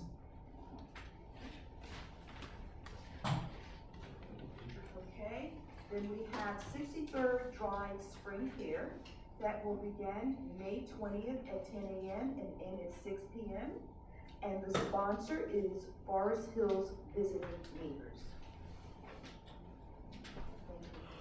Forest Hills Festival of Arts will begin June 11th at 10 a.m. and end at 6 p.m. And the sponsor is Forest Hills Chamber of Commerce. And if anybody has any questions, Ms. Leslie Brown is here tonight with us. 112 Explorers Summer Block Party begins June 25th at 9 a.m. and ends 6 p.m. on June 25th. And the sponsor is 112 Precinct Explorers. I think we did 63rd Drive, right? Yeah, I think we did that. This is a duplicate. No, there's not. No, there's two 63rd Drives. Okay, so then, all right, so then my notes are in order and I am not.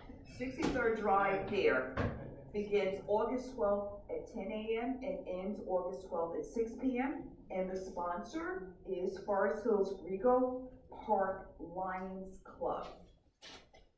Then we have Forest Hills Fall Festival, September 10th at 10 a.m., ends at 6 p.m. And the sponsor is Forest Hills Chamber of Commerce. We have the Queens Boulevard Forest Hills Fair that will start October 29th at 8 a.m. And the breakdown or the end time is October 29th at 8 p.m. And the sponsor is 112th Precinct Community Council. And then we have the Forest Hills Green Market Sunday. We're all familiar with the Green Market that's in front of the synagogue on Queens Boulevard. And that's Sunday. And it starts January 29th of this year and will end December 31st of this year. And it's from 8 a.m. to 5 p.m. And the sponsor is Council on the Environment, also doing business as Grow New York City. And again, the committee members voted quorum to approve the street fairs. Okay, thank you so much. Thank you. Elizabeth, is that? I'm sorry. Is the farmer market just a special thing? Because like, it's on our list. Yeah, I noticed that, and I apologize, I think it was inadvertently left off, but it's. No. We usually don't vote on that. It's just by the city of New York, they allow that. We do it as a courtesy every once in a while, but that's. All right, so we're not gonna vote on that? Yeah, Okay, but it wasn't on the list, you're absolutely right, and I noticed that, and I just thought it was an oversight, but obviously Frank explained that it wasn't an oversight. John, you have a question? Okay. I just wanted to ask, are all of these groups that have done this before, or are any of them? Yeah, I did mention that, John, earlier, that these are groups that we are familiar with. They're nothing new, as Frank said. We've done them in the past over the years. Yeah, I mean, quite a few times. Okay. Okay, any other questions? Hi. I guess the streets will be closed. Yes, and you know, Herb, I'm glad that you asked that because I failed to mention the streets for each of the street fairs, but they will be closed off. All of them will be closed off. You're right. So my question is, Queens Boulevard and Yellowstone are building all of the construction. I don't know if that anything. I think you would agree with Will, by the law. Yeah. Well, yeah, that's been going up, and that's where the market is, and it hasn't been a problem. So, okay. Any other questions? Okay. Thank you. Thank you very much.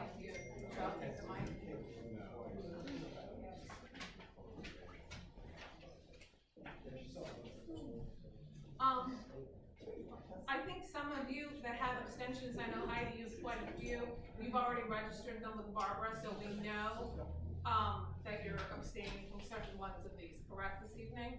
I'm abstaining from the two for the 112th Precinct Council and the one for the Forest Restaurant. Okay, are there any other abstentions? Gordon is abstaining from 112 Precinct, mine's 112. Okay. Okay, great. So I'm just gonna run through the list like I just did about 5 minutes ago to vote on these. Okay, Michael Arcadi? Yes, all. Anicia? Yes. Okay, Kavish? Peter? Yes to all. Miriam? Okay, I saw that was a yes. Howard? Yes. Okay, Heidi? Yes to everything except the ones that I'm abstaining. Yeah. And LT? Yes to all. Okay, Kendra? Kendra Clark? Yes to all. Fabulous. Next is Latrice? Yes to all. Okay, Keith? Yes to all. Karen? Yes to all. Okay, Serena? Mark Laster? Yes to all. Beatrice? Yes to all. Kevin? Yes to all. Dr. Renee? Yes to all. Stephen Metz? Aye to all. Julie Milner? Yes to all. Pat Morgan? Yes with abstentions, is that right? Yes, with abstentions. Okay, and Elizabeth Newton? Yes for all. Okay, Tanya? Yes to all. Okay, and Diane? Yes to all. Sherry? Gladys? Yes to all. Katrina? Yes to all. Herb? Herb, yes? Okay, David Schneier, I speak you by accident. Yes to all. Okay, Jean Silva? Yes to all. I'm trying to make it interesting. Teresa Simmons? Yes to all. And Martha Tucker? Yes to all. Okay, Alexa Weissman? Yes to all. Brentley Winstead? Yes to all. Edwin Wong? Yes to all. TT? Brentley? Oh, I'm trying to make it interesting. Okay, so I can TT. Yes to all, okay. And yes for me? Okay. John? How did I miss you? Okay. John? Take it personal. Don't leave me hanging. Yes to all. Okay, great. Thank you so very much. I did. Yeah, thank you. No, because it's an occupational hazard. You do forget yourself. Okay, so next up, we have.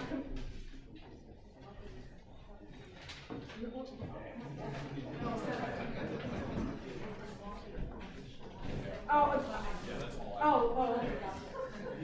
To everyone that came tonight, Cynthia, Leslie Brown, Visiting nurses. and yes. Neighbors. Neighbors. We do have nurses though, we do have student nurses. I just wanna say thank you. On behalf of the nonprofits, it is getting harder and harder, to do this, but yet we've got amazing, Forest Hills and Regal Park residents that give a damn about their elderly neighbor, and all of you are included in that. We thank you from Park for always supporting our street here, coming out when we have it. We often give out some goodies like COVID kits, and people say, oh, I don't need a COVID kit, but then with all these variants, they needed them. I actually have stress balls I was gonna give out to everybody, but Should have given those out before. because I didn't get a chance to, so I would leave them with you. Oh, great, thank And you. I would like them, they have them, and you keep it back. And understand that gratitude goes both ways. We know that the service to our community can't be done on our own. We need organizations like yours. So thank you all so much for coming tonight. We hope you can feel free to come back again. Thank you. Also, there was from the Forest Hills Regal Park Lions Club. Is he still here? Lions Club? Thank you so much for coming this evening. Really appreciate everything. Looking forward to the fair. Look forward to it, thank you. You're welcome. Okay, next are committee reports. The first committee tonight, the report comes from the Committee for Those Without Shelter, and that will be from Latrice Davis. Good evening, everyone. Thank you very much. So on January 12th, the committee met, in attendance of myself, Heather, Peter, Keith, Mark, Conza, Patina, and Michael Smith, who was a public member. Our guest speaker was Alejandra Manana, the program director for Breaking Ground, and she gave a presentation that lasted for almost 1 hour. She shared many insights, including neighborhood observations in relation to the organization's mission. McDonald Park, she pointed out that McDonald Park is a high spot for transient activity, and until recently, the same thing could be said about the LIE overpass on Queens Boulevard near the post office. The main services they provide are a safe haven / stabilization site for single adults, no families or minors who are, quote, vulnerable, along with medical treatment and permanent housing. Breaking Ground subcontracts with the city in terms of street outreach. The Boundary Residence Committee deals with people on the subway, so basically Breaking Ground is above ground and the BRC is below ground. And their agency partners include the Department of Homeless Services, the Department of Probation, Sanitation, and Parks. The organization has housing facilities in Brooklyn, Manhattan, and the Bronx, but is eager to make inroads in Queens. They recently set up shop on Atlantic Avenue and 102nd Street, but since homeless people tend to be reluctant to leave familiar surroundings, it would be better to meet them where they are. According to Manana, the dominant adjective used to describe this community is homeless, but the language as a whole is fluid, whether it's unhoused, undomiciled, what have you. She stated that having a drop-in center that offers access to bathrooms is a small step towards helping people get off the streets. And she also encounters undocumented immigrants in the field, but is limited in her ability to help them due to their citizenship status. Among the questions that was asked, Conjure had asked Manana about the possibility of breaking ground, acquiring the hotel on Union Turnpike and converting it into a supportive housing facility. Other attendees also asked questions and offered suggestions to steer the organization towards its goal. Our next meeting is tentatively set for March 20th, and hopefully, if everything works out, I would like to address the issue of food insecurity. And with that, I turn it back over to Heather. Thank you. Thank you so much. We do have a wonderful partner in Breaking Ground, so that's great. Steve, you have a question? Yeah, I just want to know if there's been any discussion about the criminal activities of the Texas governor sending undocumented immigrants at this level. If not, that's fine. I just didn't know if it No, that really didn't come up. It didn't really come up, and that would be beyond our purview anyway. But the short answer is no. I can tell you that Frank and I attended a meeting about 2 months ago where, hosted by the borough president, where they were sharing with us all of the challenges, sort of how we would get notified if we got, if our community was going to be utilized, how some of these folks that have been thrust into very cold weather, and they shared with us how hard it has been, and I will tell you from listening to those presentations, it has been a very heavy lift. So some mercy towards those agencies that are trying to get that done would be greatly appreciated. They're really taking a heavy lift. I think, isn't the number, Frank, now 13? What, does anyone know? I thought it was 13, 11,000, maybe I'm wrong. Yes. But I think that's about, is that more than that? Because you read, she's very prolific, this one. Because you read more stuff on this subject, how many people we've had. Up to this point, I would say it's like 20, 30, maybe 40,000. You could probably, yeah. So it's been unbelievable. So just so you know, the borough president's office is working on this. And what I can tell you is at this point, our community has not been utilized at this point. But, and when, if the time comes, we would definitely reach out from an informational perspective and let you know. Yes, David? At the last meeting, they were taking volunteers to do a homeless town. Do you know when that's going to be occurring, the homeless town? That already happened. Yeah, and I think we're waiting, we've reached out for an update to see what they learned, and we're just waiting to hear back. So the office is on it. Yes, Frank? Yeah. With regard to the empty hotel across the street, Borough Hall, there was an announcement the other day that Veterans Administration is looking at it for homeless veterans, etc. And it's in the works to take that abandoned, crazy place and put it to good use. So keep your fingers crossed. Okay, next up is going to be the Public Relations and Social Media Committee report. So Peter, can you, for Renee, can you unmute Renee, Dr. Renee?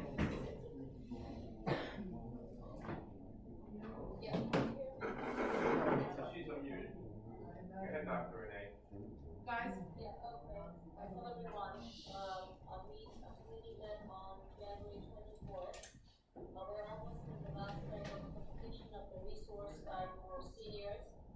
The committee is posting regular early Sundays on Facebook. And we are working on a press release training presentation for CB6 committee chairs. And it's going to be tentatively called Simple PR, Everybody Can Do. And we're waiting for the approval from the office so that we can move on. And the committee had a brainstorming session on some ideas for the aging social service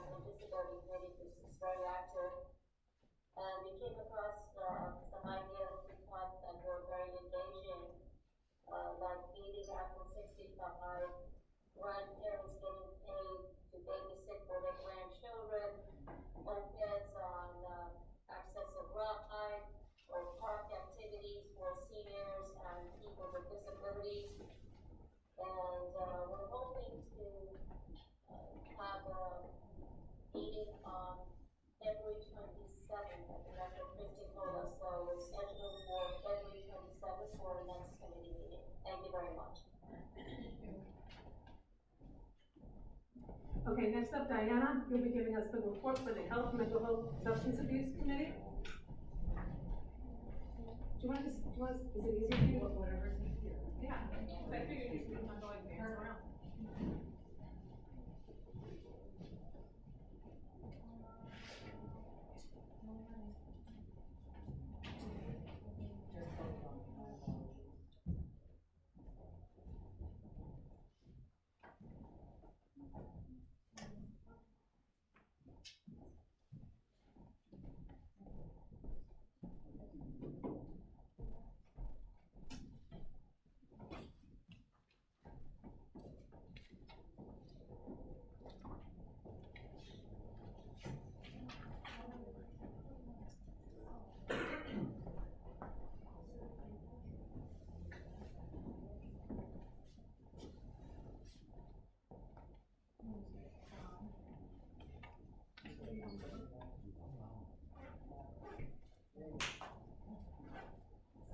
Sorry about that. So I'll quickly briefly go over our mental health and substance abuse committee. We last met January 25th, 2023. Co-chairs myself and Kendra Clark, Mark Lasker. We had a few people up there with us that evening. We had Teresa Simmons, Sherry Roman, John Trusevsky, and Alicia. Community board attendees were David Schneer. Facts and concerns. Our community experiences mental health and substance use disorders concerns. We want to humanize and destigmatize the situation. So we had a really interesting presentation with Northwell. We had Ms. Chambers Lewis, Executive Director of Northwell Forest Hills. We also had Stancy Sanji, Community Liaison, and Dr. Christopher Culangerella, Chair of Emergency Medicine, also presented. So we had a lot of advances in healthcare, as we announced that evening. They will give updates on that. General health and prevention at large, baby and age friendly. Demographics of this area does have many seniors. Ms. Lewis mentioned robotic surgery for gynecology. This includes endometriosis, neonatal unit there as well. Partnership with Queens Medical Associates Cancer and Surgical Oncology Services.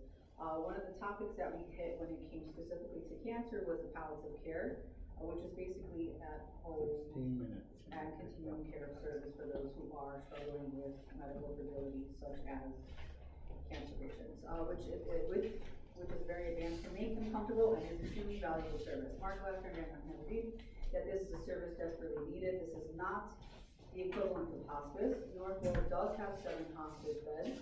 We are working on having accreditation for their palliative care, and it is a goal to have within the next year or 2.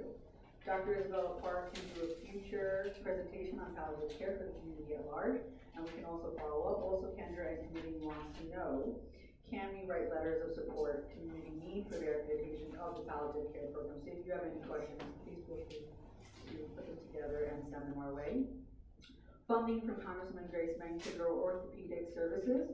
There is a need for urology in the community, and they just got 2 new urologists at Northwell.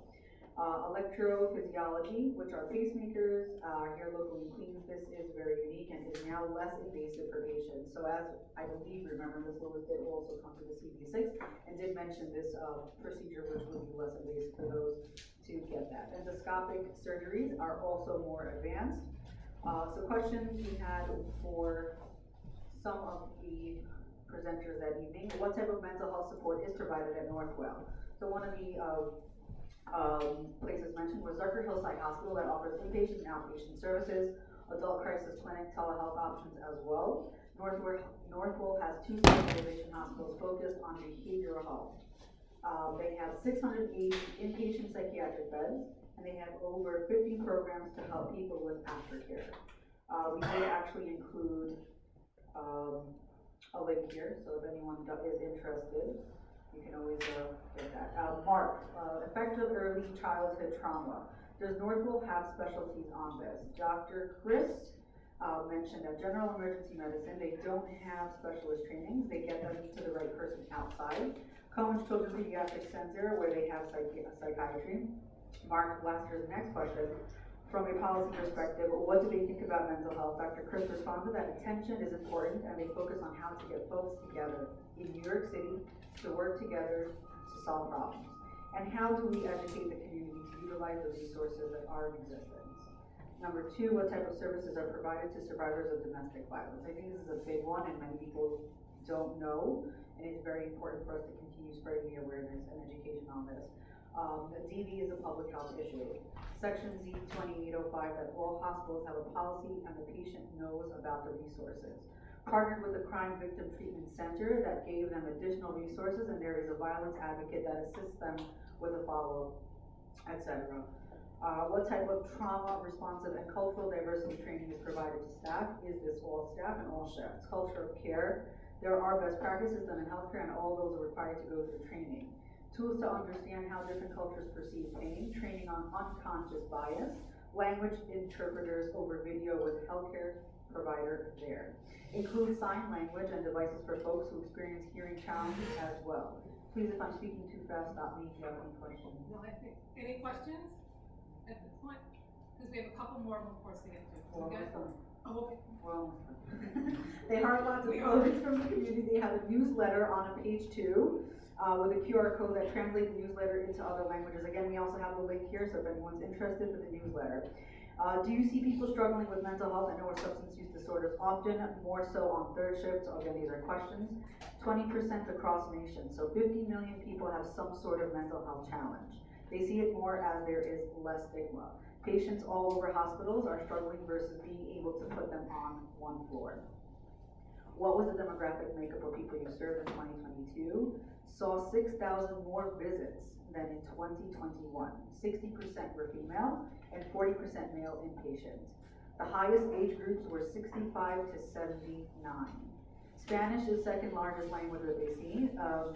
Catchment area is broadening further south. For gynecology services, will you see women without insurance? I think this is very important. Many people actually don't have insurance. So the answer to that question is, and how often do people walk in who are insured? Yes, the ER does not care about insurance. Over 50% come in with Medicaid, and over 10% are self-paying. The team is working with folks to make sure that they have care, and they have referrals coordinators that help them with scheduling visits, and there are a lot of people in need, and we have also seen many more food pantries. What is the average wait time in the ER? I think we can all say that it takes about 30 minutes. It's not something that we can really do, but I think they're working towards finding a way to make this obviously a little bit more friendly. What non-traditional therapies are offered and or encouraged? Meditation. Dr. Chris is trained in osteopathy, which is manipulative techniques to relax muscles and provide a holistic approach. So obviously there are multiple methods and uses when it comes to mental health disorders and all the other treatments that do go into play, which is a holistic approach. More awareness and referrals partnerships that they can receive after they leave the hospital. Every person is different, and some people respond to osteopathy and others do not. What types of violence do you most see in the ER? More violence surrounding alcohol and substance use, and more victims of domestic violence. This can help us focus more on helping this demographic in the future. It is very refreshing to hear from the CEO that the state is taking gun violence as a public health issue, and obviously this is something that we need to also expand on and make sure that we advocate for. People, organizations, departments, consultants, Northville hospitals, all the names were listed here. Again, if you're interested, share this information. Options, vision, educating the community about health, mental health, and substance use disorders. It looks like we want to create an education workshop series, inviting the community in to learn about it. We want to destigmatize, we want to invite people in to share their own experiences, look at the integrational aspects, and we will continue to flesh this out as we progress. Any recommendations? Continuing partnership with Northville. We are very excited that we have this partnership, and it was really, really great to have them come and present. The upcoming Narcan training. Yeah, I can go over there. No problem. And next date for our subcommittee is March 22nd at 7 p.m. So if you ever need someone to run an auction, I think we found her. Just real quickly, we're gonna be running a survey to see how much interest there is in the community. Diana's been able to connect with someone who can give us free Narcan training. If you attend in person for that training, you will get your own set of Narcan. So that survey will be coming up shortly together, and not just with the board, but also with community members. That it is something that kids as young as 15 years old can get training in. I know it can sound crazy, but actually I think it's gonna prove very helpful depending on. Well, actually, we're not, Yeah. bringing it out into the high schools as well. Exactly. So next up is Anicia. She's gonna give us the report for aging. Anicia. Okay, our aging, social services disability community report. Our last intergeneration presentation regarding resilience was well received, and we are planning to do more, one in March to discuss immigration and one in June to celebrate Pride Month.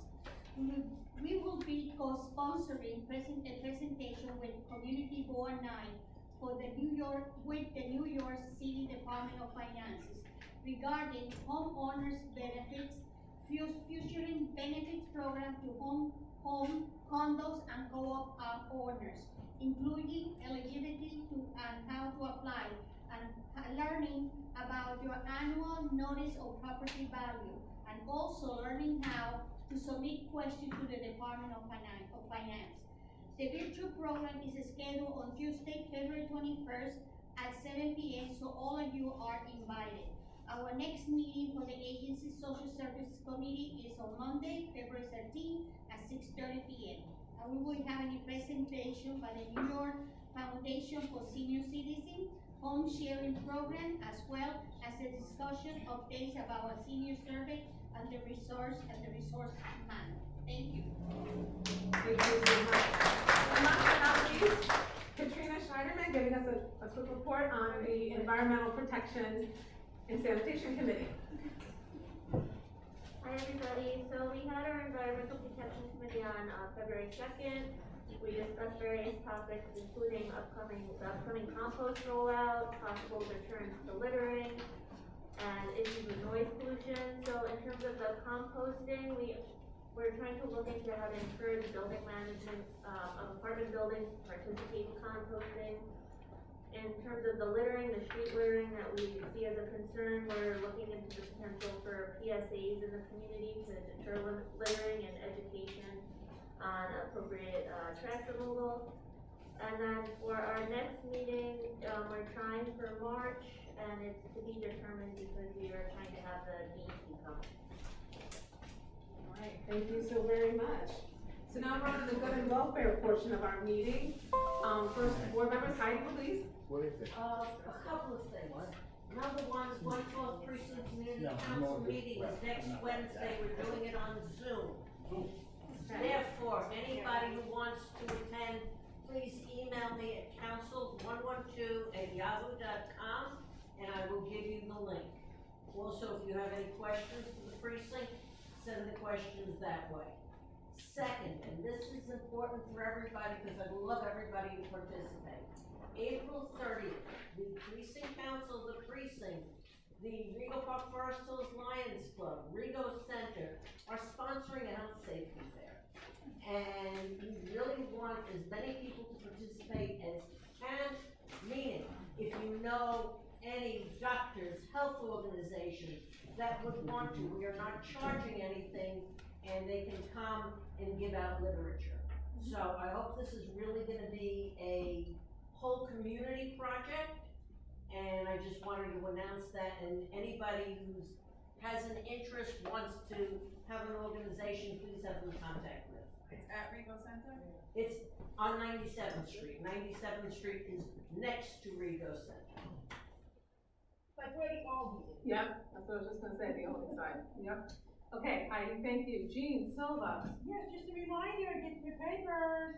We want to thank Grace Smith, our councilwoman. Congresswoman,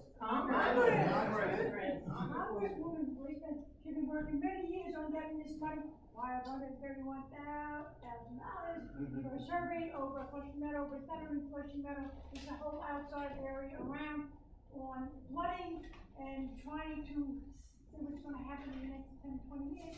If anybody's know anything, they're predicting by 2080, we're gonna all be underwater. Oh, So God. they gotta do something real quick, real soon, so this has been a very worthwhile service demonstration. Well, thank you for that happy thought. Yes, I'm sorry. One other thing, remember also, we also have our committee meeting that met, about the, parklands over, the casino over, Parkland is parkland, it's a casino, so keep that in mind, please, and, I will fill you in next week when we have our next big meeting. Thank you, Jean. And listen, here's the rule of the game, from here to the rest of the meeting. Short and sweet wins the game. Mark, short and sweet. Try, it might work. Go! Two announcements. I think this one would be interesting given what we discussed. Next Wednesday, at 6 p.m., the Queensborough President's Civic Engagement Committee is going to be hearing about cannabis. So if anybody's interested, you can sign up for that. The other one I want to share with you is I was scammed. I received a phone call that my caller ID identified as Verizon. I was told that my direct debit is now going through, and I need to pay my bill now or else my line will go down. I was told they already were. When I checked my wife and son's line, they were both down. The scammer then told me to go to my Zelle account and pay the bills so my line can turn back on. When they tried to walk me through how to communicate with Verizon, that I paid the bill, they hung up. The two lines were turned back on the next morning. It took me hours to figure out what happened and how they got my lines turned off. I finally learned that from the Verizon fraud unit that what they did is they hacked my Verizon app. They got my PIN number from the Verizon app. The scammers then called Verizon to report the two phones were missing.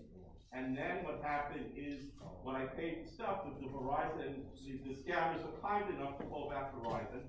It took me literally hours to get this out of Verizon. So I'm just sharing this with you because I think this is somewhat of an unusual scam.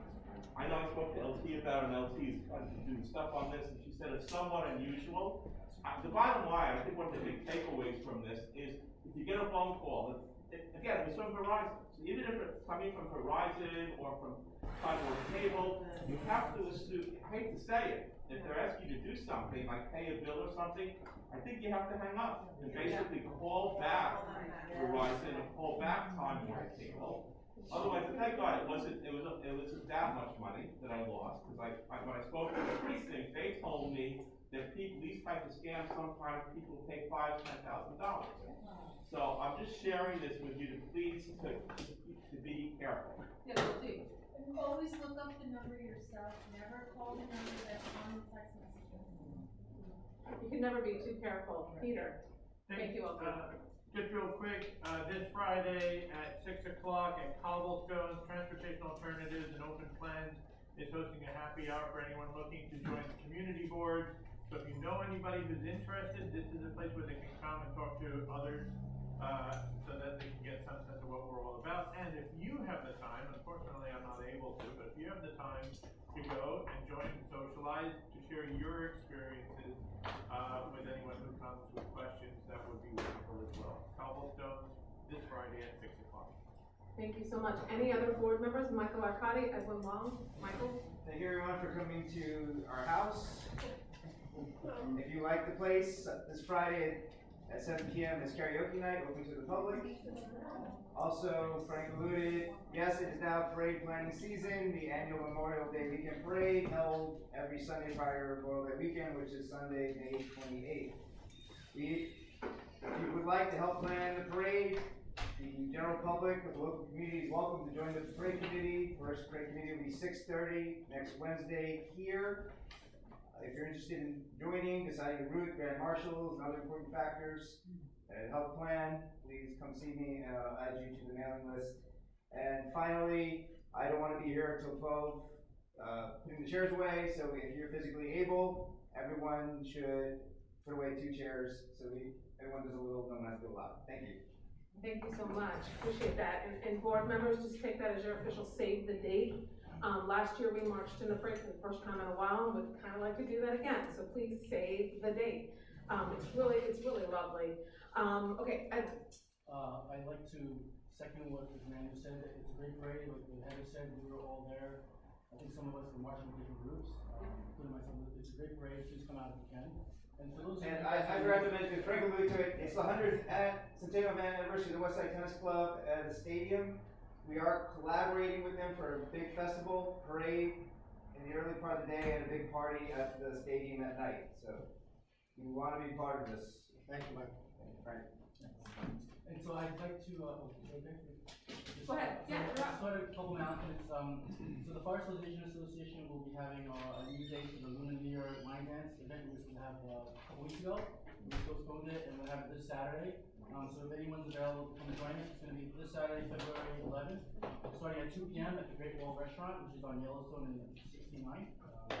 And we're gonna go from there over to Queens Boulevard, a couple of visits on Queens Boulevard, and then to Austin Street. So we're gonna go from 2 to 4. You're welcome to join us if you can, if you have time. So that's the first event. The second one I want to share is that we're also going to be hosting our annual State of Farso Civic, where we invite a variety of about over a dozen, it's getting more and more now, 12 to 15 local organizations, civics, to participate in sharing information about your local organization, to partner up, and to increase awareness of them. And one thing we're trying to do this year is to figure out how do we help the organizations get funding.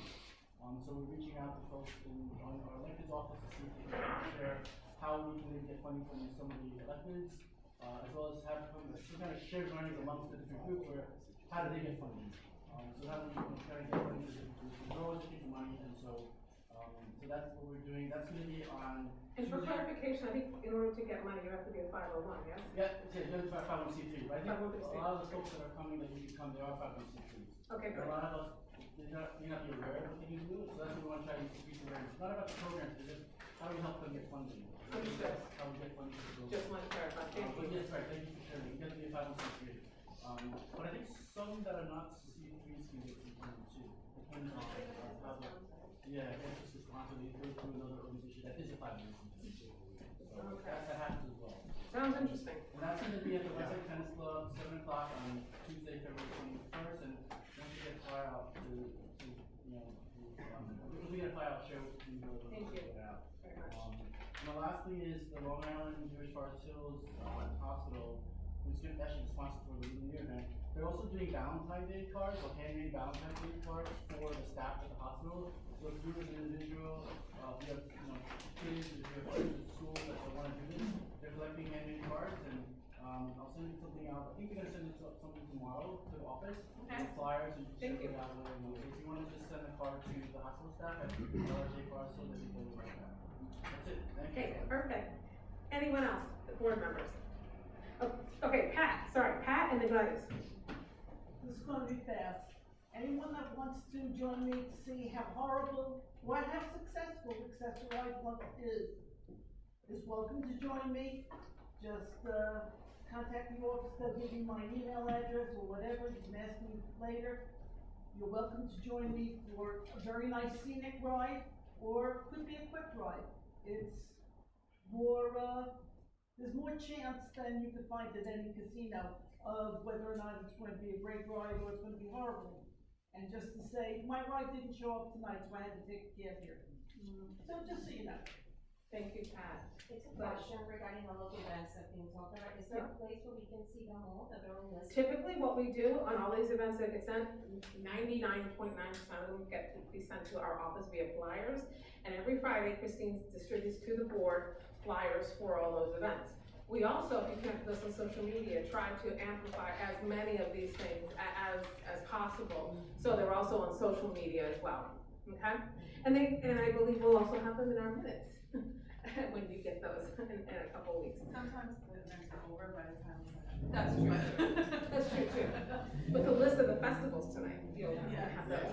Okay, so TT, yes. Just a quick question, Heidi, you said that there's one meeting for the community coming up. I'm just wondering if the link cannot be made public, like if there's people that don't, like just making it more accessible for people to attend. It's on Zoom. Anyone who wants to attend on Zoom, be my guest. As I said, the only thing is we need. All right, the first time we did it on Zoom, we just put it out to everybody. We were hacked. It was unpleasant. Therefore, to attend the meeting, I need you to RSVP, and then I will send the link. Yeah. We cannot just Memorize. we cannot put the link just out there and have anybody attend, because people attend under false names and try to disrupt the meeting. And It's happened to a lot. We have to get moving, because we've got a pile of elected officials. Herb? Just the district lines, when we talk about Regal, Forest, is Richmond Hill, we need a map. And- You can go, if you wanna know your city council lines, go to New York City Districting Commission. If you Google that, you will, and they will have on there the maps that will go into effect next year. Don't try to find an assembly map right now. Give us a couple of months, because that's all switching again. The Senate's done, though. The Senate's baked and finished. Okay, elected officials, here's what I wanna do to make it quick. If you're here, just come line up here, first come, first serve, and, we'll get you through this tonight. And please feel free to introduce yourself. Heaven for the win, it appears. And then just keep handing the microphone down the line. Okay, guys? These are reps that work all day that have sat through this meeting tonight, so please give them your attention, okay? Here we go. Hey everybody, I'm Kevin from Councilor Shulman's office. Really short and sweet, because the council member already said everything she needed to say. Quick addition to the issues with cannabis shops. Our office is working on a bill hoping to punish those commercial landlords that lease to these illegal activities. So stay tuned for that, and I will definitely have updates for you as the drafting continues. Thanks so much. Have a good night. Thanks. Hey everyone, I'm Sean McCabe, Senator Dabo's office. He sends his regards. He's up in Albany in the legislative boxing ring right now, going back and forth over the budget. Let me pull this up. If you guys aren't aware, our new district office is over at 8416 Jamaica Avenue, over in Woodhaven. Benefits, it doesn't flood like Howard Beach. Counties, we got the J train rolling right over our heads. So, it's all good. The big piece of legislation that just came out, the Senator is very proud of, he wants to let you guys know. Senator Dabo passed legislation to reduce the cost of prescription drugs and treatment for patients in the state. The approved bill includes measures to cap the cost of insulin to $30, increase senior access to prescription drugs, and require notifications of drug cost increases for patients. Other than that, if you guys have any issues, our number is still the same, 718-738-1111. All the best. Thank you. Hello, good night, everyone. My name is Ari Ennis from the Office of State Senator Leroy Connery. I'm the District Director. Happy Diversity Month, everyone. Senator sends his regards. He is also in Albany, working on legislation. One piece of legislation I do want to mention is the legislation to have the public utilities law project, bringing in some legislation regarding the high utility bills that we've been seeing for the last couple of months. I want to also mention, let me see, there is a housing expo at York College on February 22nd. I left some flyers in the back for anyone who wants to attend. There is a temporary water bill amnesty, New York City post-pandemic. DEP is giving a 100% interest forgiveness for all delinquent customers. Please check out, Guys, we can keep it down in the back because we can't hear up here, and I'm right next to her. And we're recording the meeting. We're recording the meeting, so that's a camera that's live. Don't worry about the chair right now. Okay. He's gonna do them all. If your remaining delinquent balance is greater than 500, you will be required to enter a new payment agreement with DOP upon request, but you can apply for that amnesty right away. It is open as of this moment. You can go to the DEP website to do that. Just a quick announcement, February 17th, for an observance of President's Day. Everyone's pretty much going to caucus. We have prom dress donations. We're accepting prom dress donations for one of the local organizations that we work with. Also left flyers on the back for that. And if you have any questions, please feel free to call our office at 1-800-765-6359. Thank you. Thank you. Next. Hi, CB5, Michael Carter. I took a couple of things. Hi, CB6. Michael, I've been here too long. So Michael from Assemblyman Andrew Hemmerse's office. Just today, the Assemblyman was proud to announce the package of bill led by Assembly Bill A 2798. This is a bill that deals with foster kids with developmental disabilities. Mandates three basic things. One, it mandates that the state identify and count the amount of kids with intellectual disabilities in the state. Also, calls for an evaluation of each child with IDD, what their social services needs are, as well as mandating a determination for each of these kids to prepare them for their eventual transition to from foster care to individual living as they age out of the foster care system. So three basic mandates there that the state has had in process before, but this officially codifies it, puts in the books, has a formalized process for that, which will be done through the Office of Children and Family Services. So we're very proud of that. Last year it was vetoed due to budgetary constraints and issues. However, doubling down on it this year, we're glad to announce that it passed unanimously in the Assembly. So we are just waiting for that to be sent to the governor's office. So we do want to thank our Senate co-sponsor, Senator John Manning, as we continue to go through this over this legislative cycle. In addition to that, we were very proud today to host a rally up in Albany, which he's still up there right now, basically outlining our plan for children and families this year.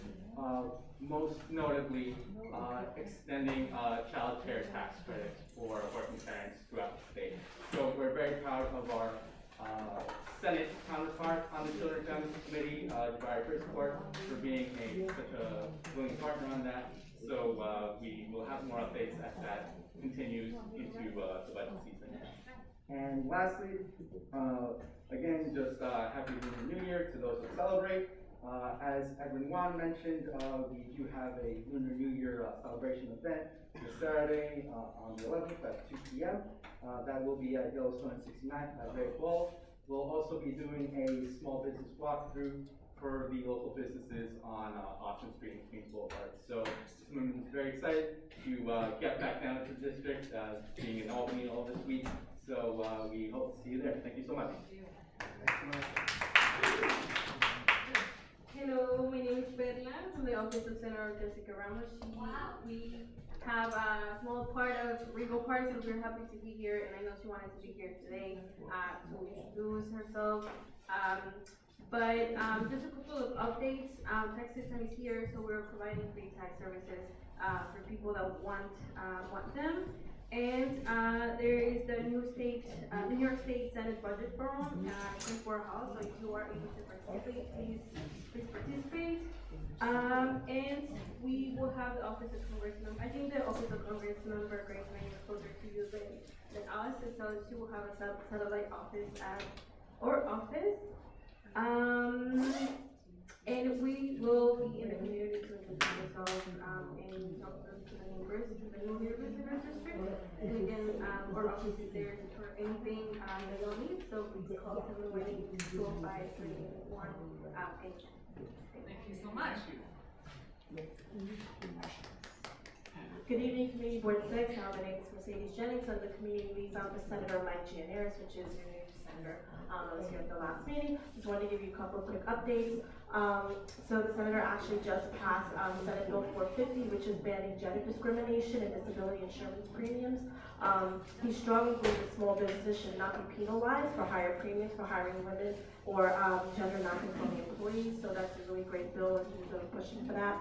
He's also currently working really hard this season to pass the Antitrust Act to protect the economy and address corporate, basically corporate monopoly power. So that definitely affects small businesses as well as those of us in the room that are living on very limited wages. So that's definitely another bill that definitely has been pushing as well.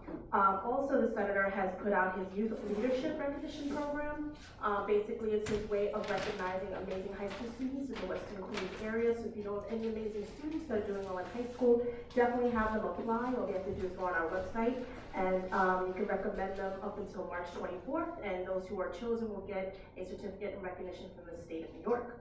So it's a really great program. Also the center has also been pushing for more protection of bike lanes. Unfortunately, I don't know if you know, but a cyclist actually recently died due to a non-protected bike lane on 29th Street, 24th Avenue in Queens. So he was there really pushing for that and trying to see if there could be more legislation and support for those lanes that are already enforced and in place. And lastly, our office has opened up a community survey website. Go to our website, and we want to know more about what you want for us to do in Albany for you, as well as throughout the year. Our office is definitely open if you have any questions and you want us to support you. Our telephone number is 718-728-0962. You can also email us at generis@nysenate.gov or jennings@nysenate.gov. Thank you so much, and have a wonderful evening. Thank you, Jordan. Thank you, Jordan Goldis with Congresswoman Meng's office. Just a quick 2-minute update. Last night was President Biden's State of the Union address, and each year members of Congress are allowed to invite one guest to attend with them. And we had a resident from Forest Hills, a flooding victim, Allison Sesso, who had severe damage to her home on Selfridge Street. We invited her to continue to bring more attention on the need to combat flooding in Queens, upgrade our infrastructure and sewers and catch basins. So we were happy to have her down in DC last night. Also last week, Congresswoman Meng helped reunite a family from Rego Park. We got a call last month from a Rego Park resident whose wife and 3-year-old son took a trip to Armenia, and while they were there, they went to an area internationally recognized as part of Azerbaijan, and they found themselves trapped there as a result of an ongoing blockade. We intervened with the State Department and arranged for their evacuation, and they are now back in Rego Park, all safe and sound. So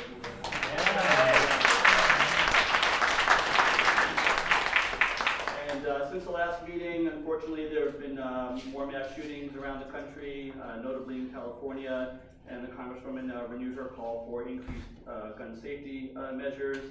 I was going to mention, shout out to Jean for joining us last week. You took that away from me, but thank you for coming out.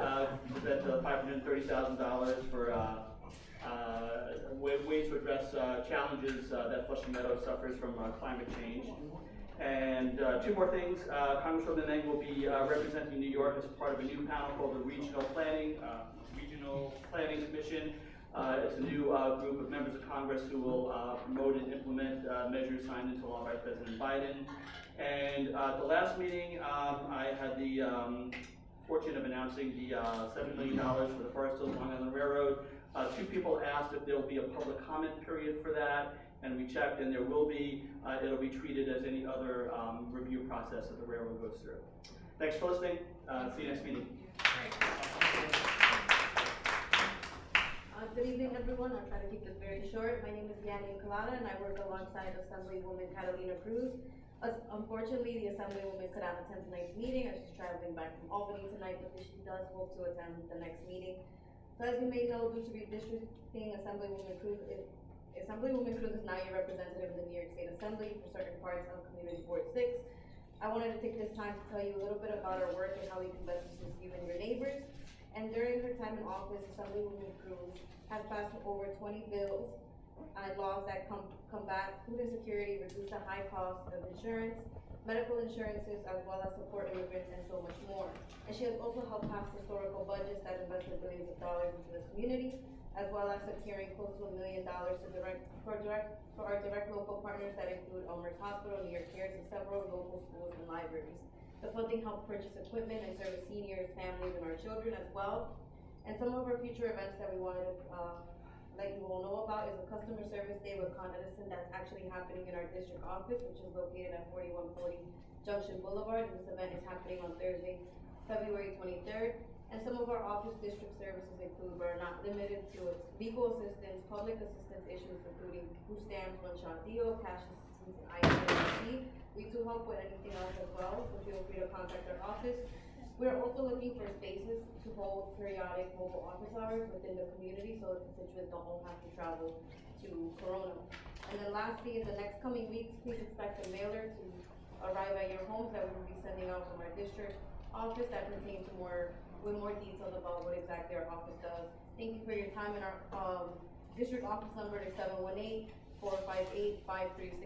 I will also give you some business cards, mine on the table in the back, or if you wanna speak to me after, I'll be here as well. Thank you.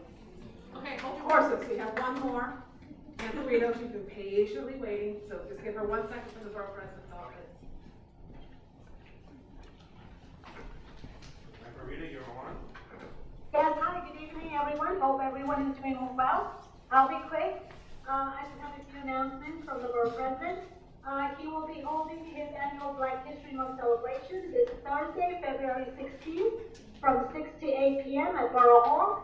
Please RSVP as usual at pleasebp.org. Also, the borough president is looking for youth and young adult council members, and the application is also at the Please BP website. If you go to the website, you look at resources, and you can find that application. And one important thing that the borough president is also hosting is for the mayor's public engagement unit, which will be at Borough Hall on a couple of dates: February 22nd, March 1st, March 8th, March 15th, and they will be doing a one-on-one support for older New Yorkers and New Yorkers with disabilities regarding rent freeze and homeowners tax exception. So that's a very important information for you all to have. And actually, Heather also mentioned the Queens General Assembly, so she did my job for me. Thank you, Heather. And the last thing is, please remember that applications for new board members and for the people who need to reapply due February 16th. Thank you so much. Have a good night. Thank you all for your endurance. I'm just asking you all to please take note of the elected officials that prioritize this board, that come by to this board, and recognize the folks that do stay and hang out and listen and go back with the notes. Okay, so, I want to wish you all a happy Valentine's Day. Love is love is love is love. And to my dear friend Steve, spring equinox, March the 2nd, 3 days before I'm 52, so. One day after I'm 36. All right, good thing, good thing. So wishing you all a happy spring equinox, and if I've missed a holiday, forgive me, but do I have a motion to adjourn? No. Martha, and Mark seconded.